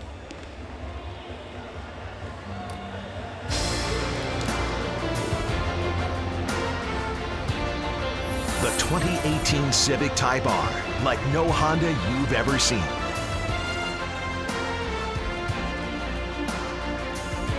Good Sunday afternoon crowd here at Rogers Center. They had over 35,000 for the game yesterday afternoon. It appears to be as big, if not bigger, today. Aledmus Diaz has struck out both times he's come to the plate today. Mike Clevenger had 9 strikeouts, as we mentioned. That gives him 191 on the season. And if you're wondering about the Indians with 4 starters with at least 200, I can't find any in their history. Go back and look at their great 48 team, that World Series team. There's Corey Kluber, who's consistently racking up 200 strikeouts. They had a great team in 54 with good starters, but nobody struck out 254. Back into the 60s when the mound was higher, and you know, they had great pitchers there. They only had 2 guys, Sam McDowell, Louis Tiant, with 200 strikeouts. I guess the strikeout has become a little bit more prevalent now in the last few years. Ground ball up the middle. Lindor waits on it. Just in time to get Diaz. 2 away. Yeah, there was a time when hitters hated to strike out. Nobody wanted to strike out. So it was a much different approach. They cut the swing down. Guys would choke up on the bat just trying to punch the ball to the opposite field. That's not the case anymore. 3 years ago, they had 2 pitchers with 200 strikeouts, Carrasco and Kluber, and then Danny Salazar had, I think, 197. He came close. That's the closest I found where they had more than 2. This season, they could have 4. That's a lot of balls that the infield or the outfielders don't have to make plays on. A lot of empty at bats, that's for sure. Terry Francona, Carl Willis, the pitching coach. You see the LM on the hat of Willis. That's to acknowledge Leonis Martin, who was with the team and struck with a viral infection. He's out for the rest of the season. So they're wearing LM and the number 13 on their caps.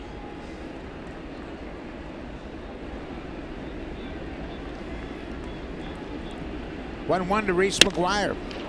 Fly ball into shallow center. Brandon Barnes waits for it, and John Edwards retires the side in order in the 7th. We'll go to the 8th. Another tight ball game. 3-2 Blue Jays. There's only been 8 hits in the game.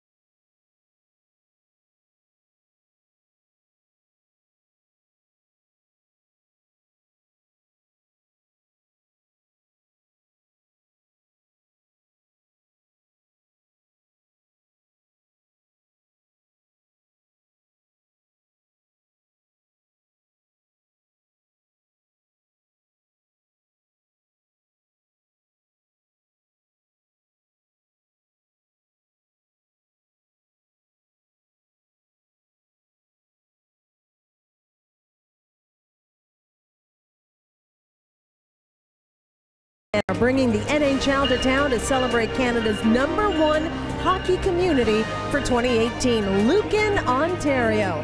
Enjoy the fun as the Senators challenge the Maple Leafs September 18th, right here on Sportsnet at 7 p.m. Eastern, 4 p.m. Pacific time. Back up to Buck Martinez and Pat Tabler. Gentlemen. Thank you very much, Hazel May, as Jose Fernandez comes in to make his 5th appearance of the season. He will come in to face Michael Brantley, then the switch hitter Jose Ramirez, and Edwin Encarnacion.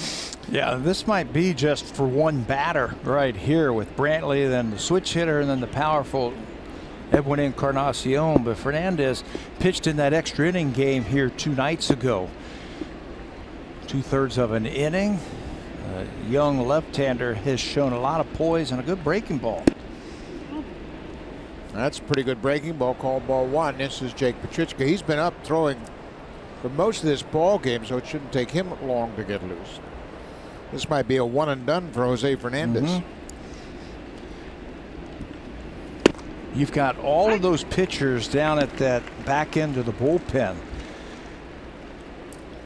They are carrying 11 relievers, so John Gibbons can go batter to batter now in the 8th inning if he so chooses.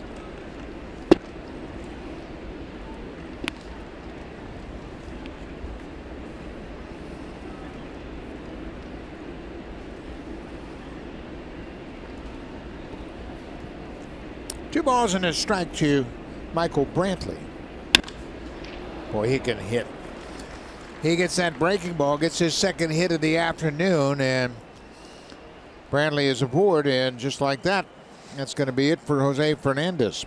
We talk about good hitters, how you throw them breaking balls in the strike zone. They're going to hit them, and that's what he did. He left that breaking ball up, and Michael Brantley stroked it into center field. So Brantley is aboard. That starts the top half of the 8th inning. Jose Fernandez will be out of the game. Jose Ramirez is the scheduled batter, and with that, Jake Petrichka comes in. Blue Jays clinging to a 1-run lead.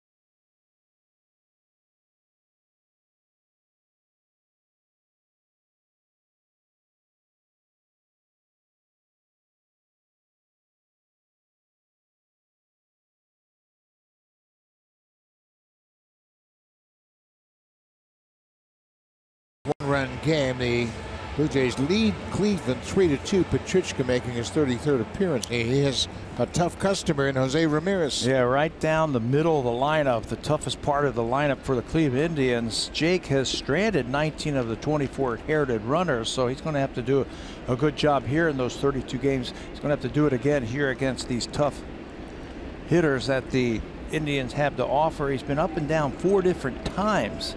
Seems like every time he comes back up, his fastball's got a little bit more movement, a little bit more speed to it.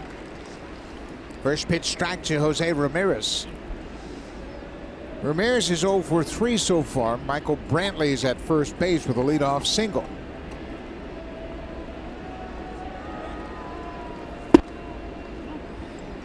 Pretty good pitch, called the ball. 95 with movement. Going to have to figure out how he's going to get Jose Ramirez out. They have pitched him away a lot in this series.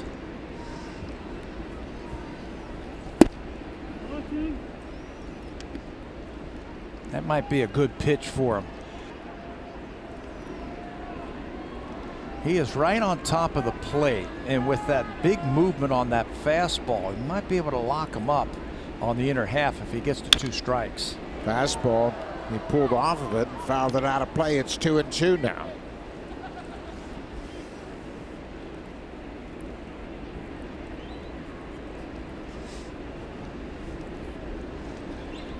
He's got that 2-seam fastball that's got a lot of movement to it. If you can get him looking out over the plate, maybe you can sneak one by him.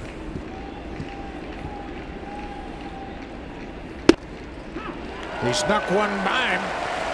Ramirez caught looking at strike 3. Petruchka with a big strikeout here. He gets the first man he's faced here in the 8th inning. I mean, he's right on top of the plate, almost daring you to throw that ball inside. You can see that the hands on the inside part of the plate. So if you throw a fastball in there with movement, anything with movement, he'll give up on it, and he did. And a big strikeout for Petruchka.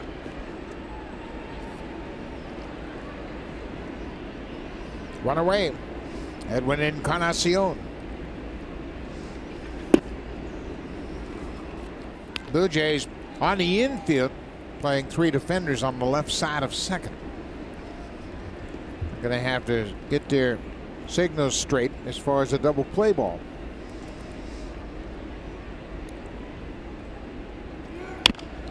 Runner going, and Encarnacion fouled it off. That was a breaking ball. It's interesting that Brantley was running. He has 10 stolen bases this year.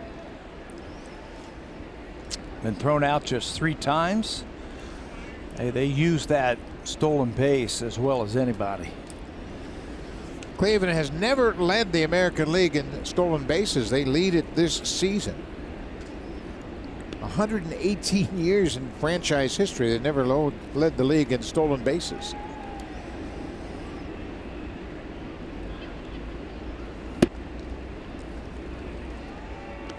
They shortchanged him on one. They had a stolen base earlier in this ball game as Jose Ramirez picked up his 30th stolen base of the season in the first inning.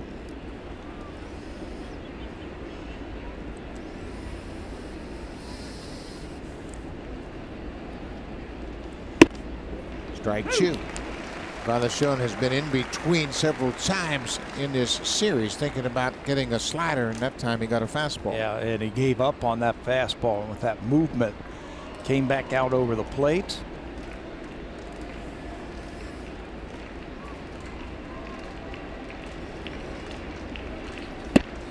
Checked his swing.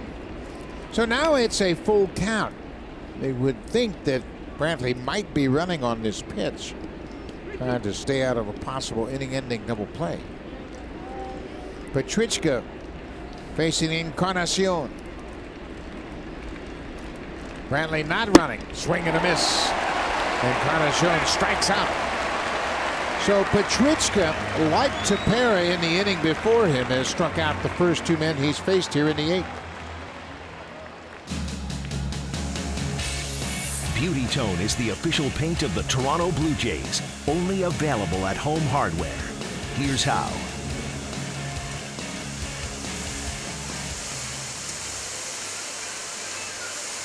Great food here at Rogers Center. A chance to grab something quickly in between innings. Yandy Diaz, the first baseman, he's gone over 3.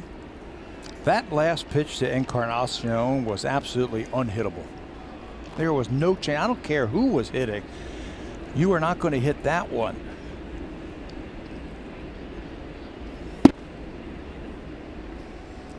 Two-0. Take a look at this last pitch to Encarnacion. He's got power the other way, but when you do this down and away like that, look at Encarnacion trying to reach for that ball.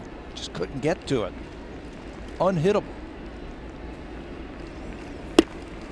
There's that pitch again at 96. Petruchka has been a different pitcher since he's returned from the minors the last time.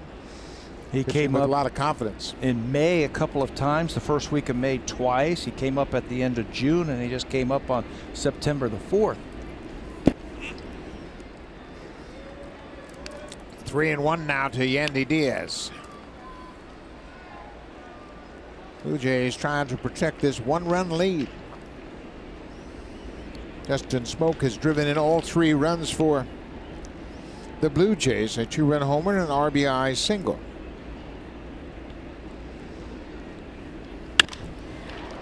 Hit hard but foul.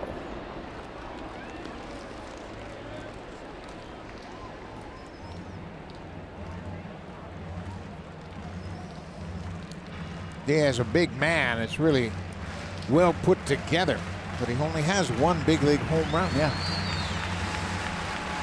Had a good year in the minor leagues this year. Spent the whole season down in the minor leagues.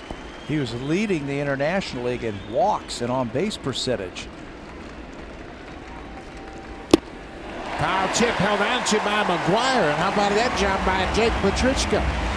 He comes in with a base runner at first base and strikes out the side. We'll go to the bottom of the 8th. The Blue Jays lead it 3-2.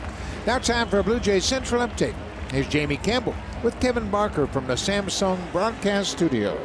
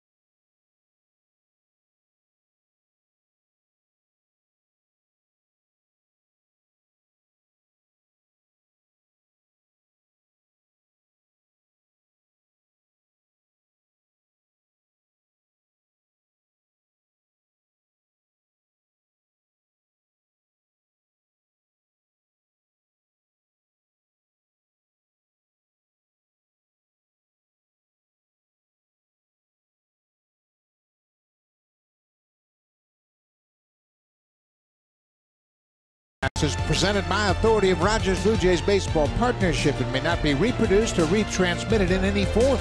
And the accounts and descriptions of this game may not be disseminated without the express written consent of Rogers Blue Jays Baseball Partnership. Dustin Smokes had a big day. He's driven in all 3 of the Blue Jays runs. He had a 2-run home run in the first, had an RBI single in the third. They lead it 3-2 as they bat here in the 8th. Billy McKinney hasn't reached base yet. He's reached base in all 18 games he's played this season, including 17 in a row for the Blue Jays. Yeah, that would help to get some kind of insurance right now. 1-run lead, 8th inning. Get on base, get some insurance. John Edwards in his 2nd inning of work. They tied the side in order in the 7th.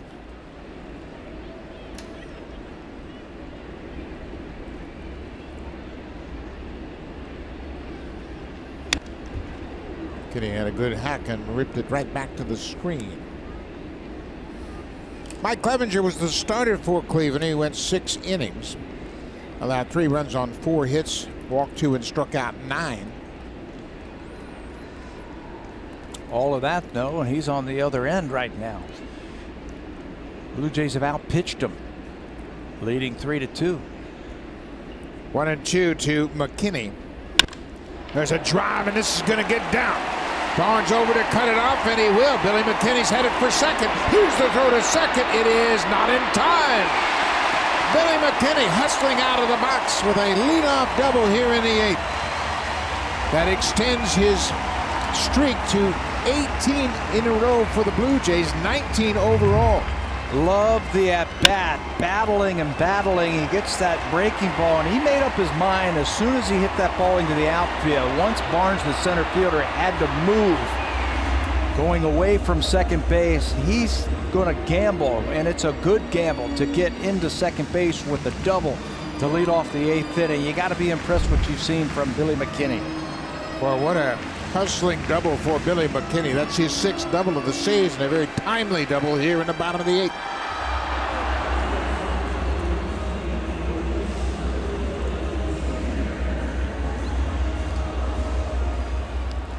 Lourdes Gurriel Jr. has walked and struck out twice. Any way you can get that runner over, that's what you're thinking about now. Get him over. Gurriel went after that ball in the dirt. The Indians' infield is interesting. Now, the right side of the infield, Gonzalez, the second baseman, is basically in double play depth. If he gets a sharp one hopper, he might go to third base. Same for the first baseman, Diaz. Yeah, anything that's hit hard to the right side. He's going to go to third, and there's the play. You could see the way they were set up. Had that ball been hit to Gonzalez as it was, he was going to third. Yeah, you can't take anything for granted. They had shortened up on the right side. Definitely at first base, but Gonzalez, look at him starting to creep in, and it's right at him. Quickly catch, throw, out at third base. Nothing McKinney could do about that. I mean, he got a good secondary lead. He hustled in there, but a good play by the Indians to eliminate that leadoff double. So now there's a man at first with one out. Indians playing for a double play here. Smoke went around. Strike one.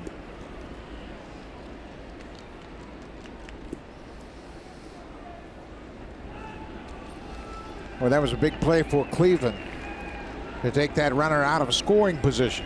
It's the heads-up play.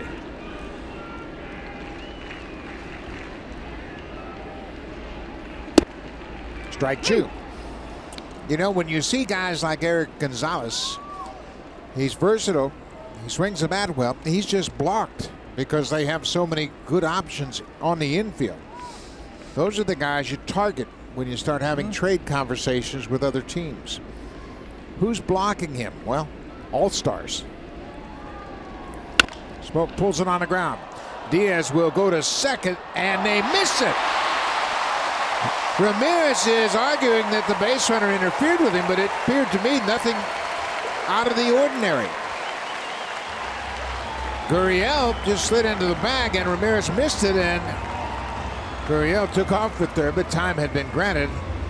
And it looks like Terry Francona is going to come out and have a chat with the second base umpire, Alan Porter. You can't go out of the baseline that you establish as the runner. He establishes the base run, the baseline. He slid right into the base, and from that angle, it didn't even look like the ball hit him. No, and you know what? Ramirez just missed it because he clearly had a chance. The ball went past Gurriel, and he missed it before Gurriel ever got to second. They were in that shift again, and normally the shortstop will be coming across the bag, and he'll be on the inside. But you can see he went to the inside, and he just whiffed on it.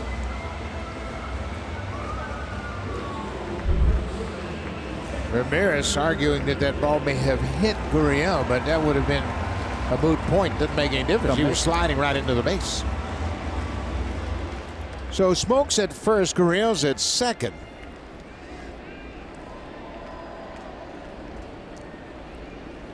They could charge Ramirez with an error on that play.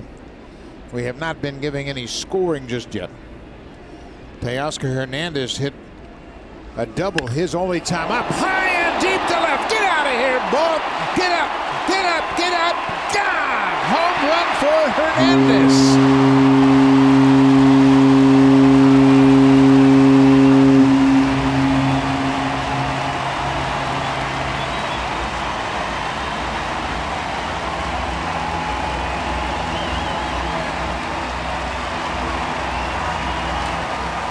When he got called up this year, his first game was against the Cleveland Indians. He had a big series against them in Cleveland, and he hasn't stopped hitting against the Tribe. One swing of the bat breaks this game open. Edwards, four-seamer. Teoscar waiting for it. Home run number 20 for Teoscar Hernandez, and it busts the game wide open here in the bottom of the 8th. A three-run shot to the second deck. Teoscar, 2 at-bats, a double and a 3-run home run. Adam Cimber coming on. The Blue Jays have extended their lead to 6-2.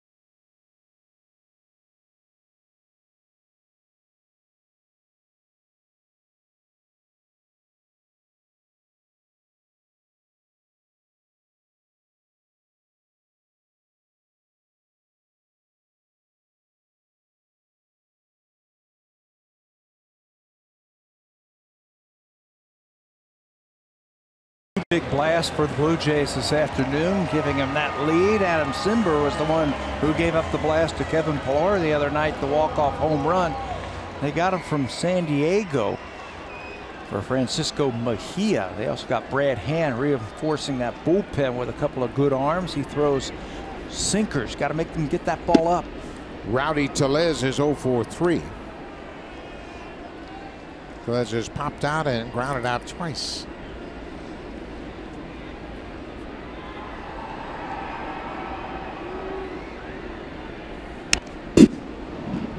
Good swing.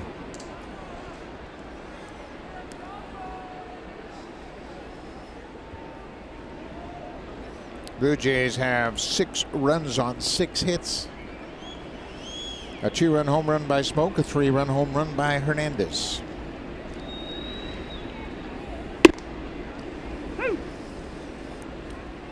We mentioned Hernandez, his home run is his 20th. The Blue Jays now have 4 players with 20 or more home runs. Grichuk, Hernandez, Morales, and Smoke. Yeah, you got some power. The Blue Jays have plenty of power. Tellez strikes out. 2 away here in the bottom of the 8th. Those big swings that I was talking about, Smoke in the first inning, 2-run home run, then this one. That gave him a little breathing room here in the 8th inning by Teoscar Hernandez. Teoscar's got 20 home runs. And he came up when, in May? That's upside for Hernandez, no question about that. He's only had 2 at-bats today. He took over after Grichuk was injured in the 4th inning. He has a double and a 3-run home run.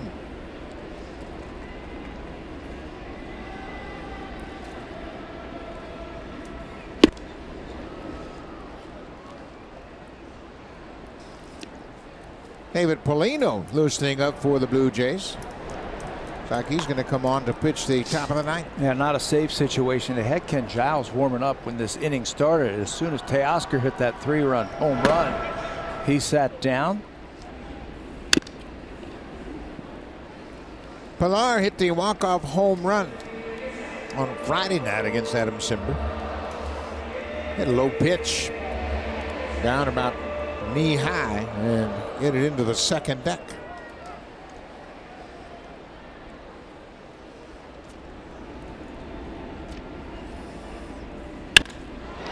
Hot shot. Nice play by Gonzalez. Takes a hit away from Kevin Pillar. But the Blue Jays scored 3 runs on 2 hits, a 3-run home run by Teoscar Hernandez, and they lead it by 4 as we go to the 9th. David Paulino coming out of the Blue Jays bullpen.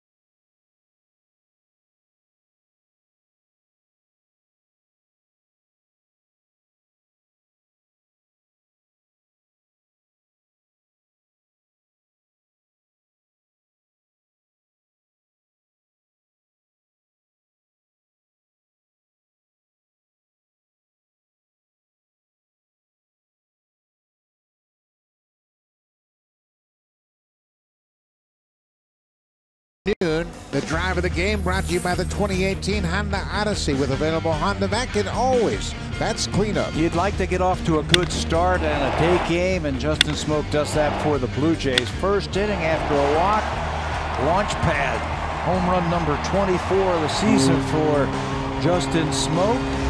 Got the Blue Jays off 2 big runs in the first inning. This afternoon's drive of the game. David Paulino, making a second appearance for the Blue Jays, comes on with this 4-run lead in the 9th. Called the Blue Jays on the 5th of this month, reinstated after that right shoulder strain. Getting a chance to finish this one off. Richard Urania takes over at second base defensively for Yannivis Solarte. Jonathan Davis in defensively in left. Hernandez out of the game.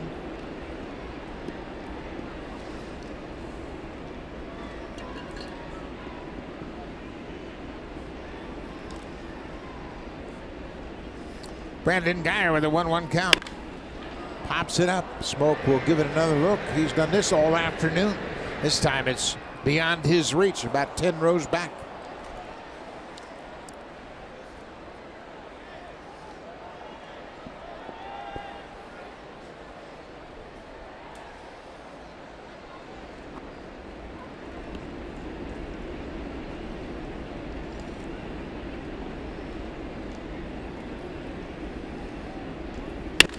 Breaking ball pulled on the ground. Gurriel fires across his body. Nice play. Gurriel's made 2 of those good plays going in the hole at shortstop this afternoon. That one gets Guyer, who can run a bit. Feeling pretty comfortable throwing on the run. Long arms, he goes down to get that thing and then fires it across the diamond. Guyer, yeah, you're right, he can run, but Gurriel says not so fast. 1 down. Gurriel made a similar play in the 5th inning to retire Eric Gonzalez for the first out of that 5th inning. Yan Gomes, the catcher, has gone 0 for 2 with a walk.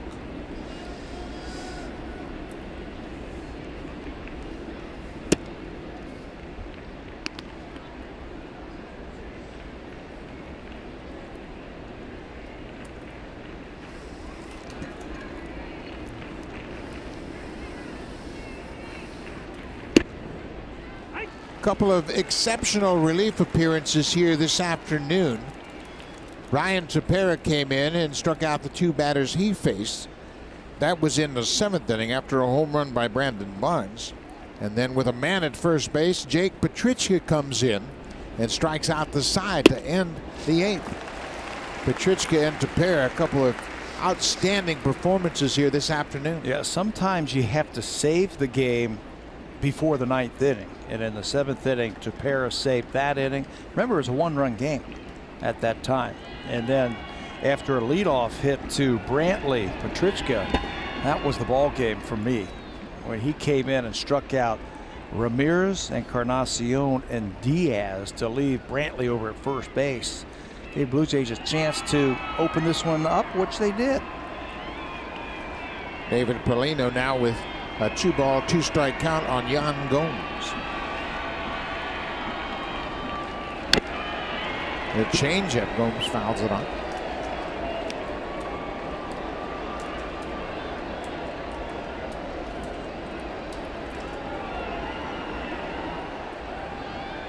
Polino's first action was the other day against Cleveland, and threw an inning, had a couple of punch outs.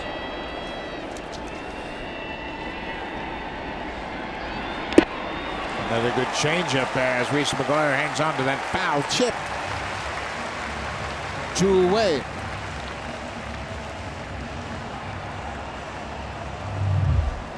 Changeup, slider, fastball. That's what you have from David Polino. He throws a changeup to a right-handed batter. Got a lot of movement on it.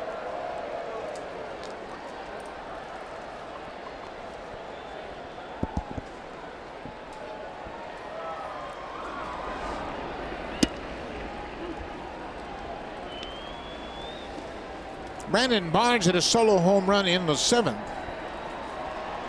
His first home run, first RBI of the season.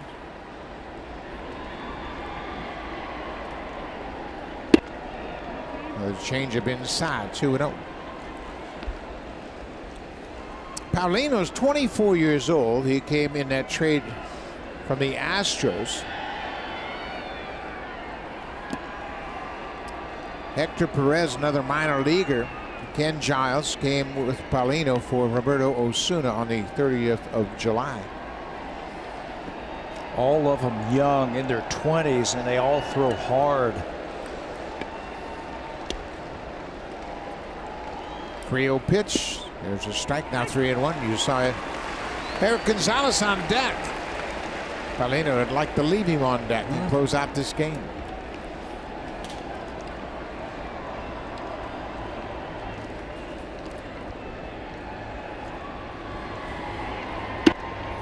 There's ball 4. A 2-out walk issued to the number 8 hitter. The Blue Jays lost the game yesterday 9-8, but they made it awfully interesting despite the fact that Cleveland scored 7 runs in the 5th inning. Blue Jays won on Friday night 3-2 on a walk-off home run by Kevin Pillar.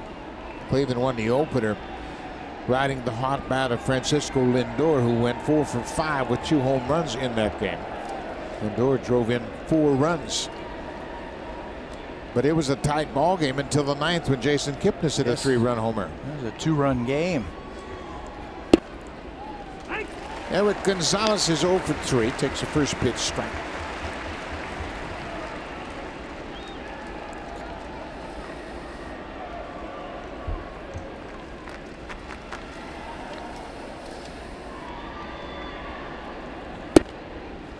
The Blue Jays will have Monday off, and they'll pick up action on Tuesday at Fenway Park against the Red Sox. Chris Sale will come off the disabled list. He's scheduled to throw about 40-45 pitches. Ryan Barucki will start for the Blue Jays, game 1 of a 3-game series in Boston. Blue Jays get 3 lefties in that series, don't they? David Price in game 2, Eduardo Rodriguez in game 3. Barucki will be followed by Aaron Sanchez on Wednesday night and Sam Gaviglio on Thursday. Sanchez anxious to get back on the hill, I'm sure. There's a base hit up the middle for Gonzalez. Barnes will stop at second.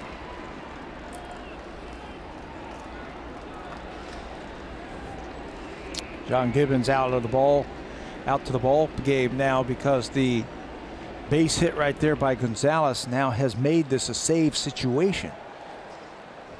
The tying run will be on deck. So David Polino gets 2 outs, and that's it. Polino Got the first 2 men, struck out Jan Gomes, but then walked the number 8 hitter, gives up a single to Eric Gonzalez.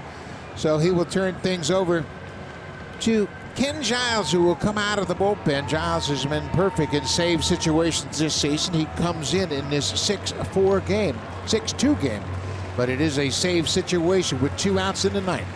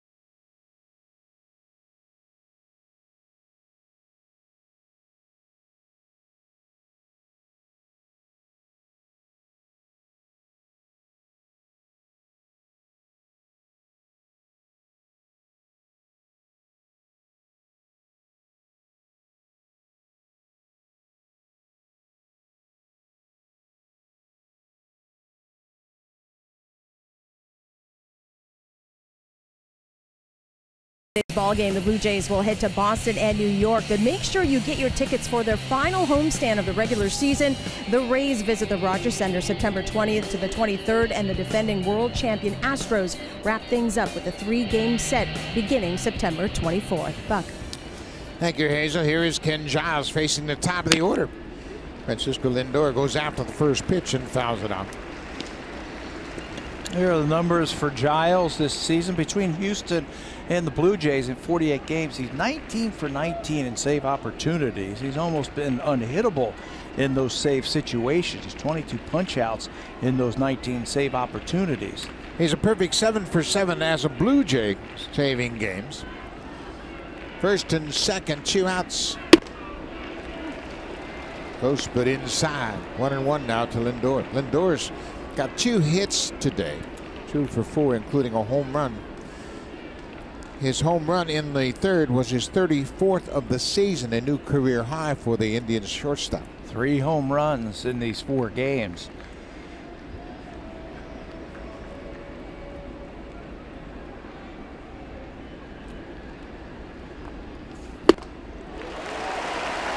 Kenny's got a little extra on his fastball. 98 on that last heater. So the Indians are down to their last strike. 31,184 for the Sunday afternoon affair against Cleveland.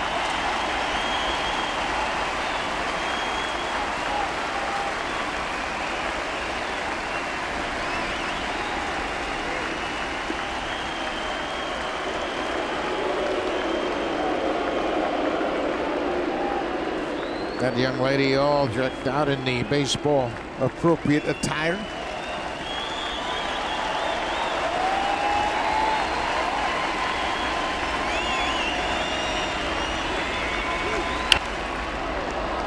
Lindor stays alive.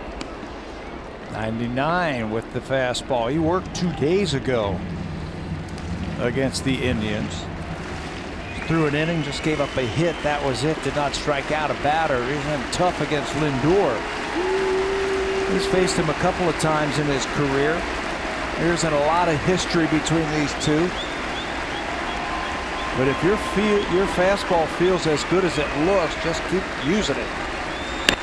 Breaking ball, and Lindor hits it hard, but well foul.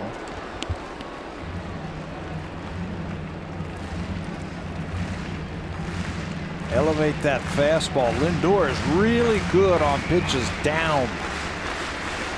Good low ball hitter. They've had success against him in this series when they elevate the fastball up and away.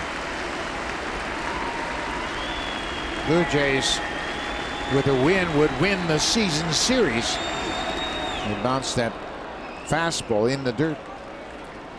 The teams have split the first 6 games they have played this season. They had that crazy doubleheader back in May when it seemed like everybody was hitting. 57 combined hits, 9 home runs in that doubleheader. There were some back and forth games that day. Giles is set. Here's the 2-2 pitch. Lindor stays alive. He got a piece of that slider.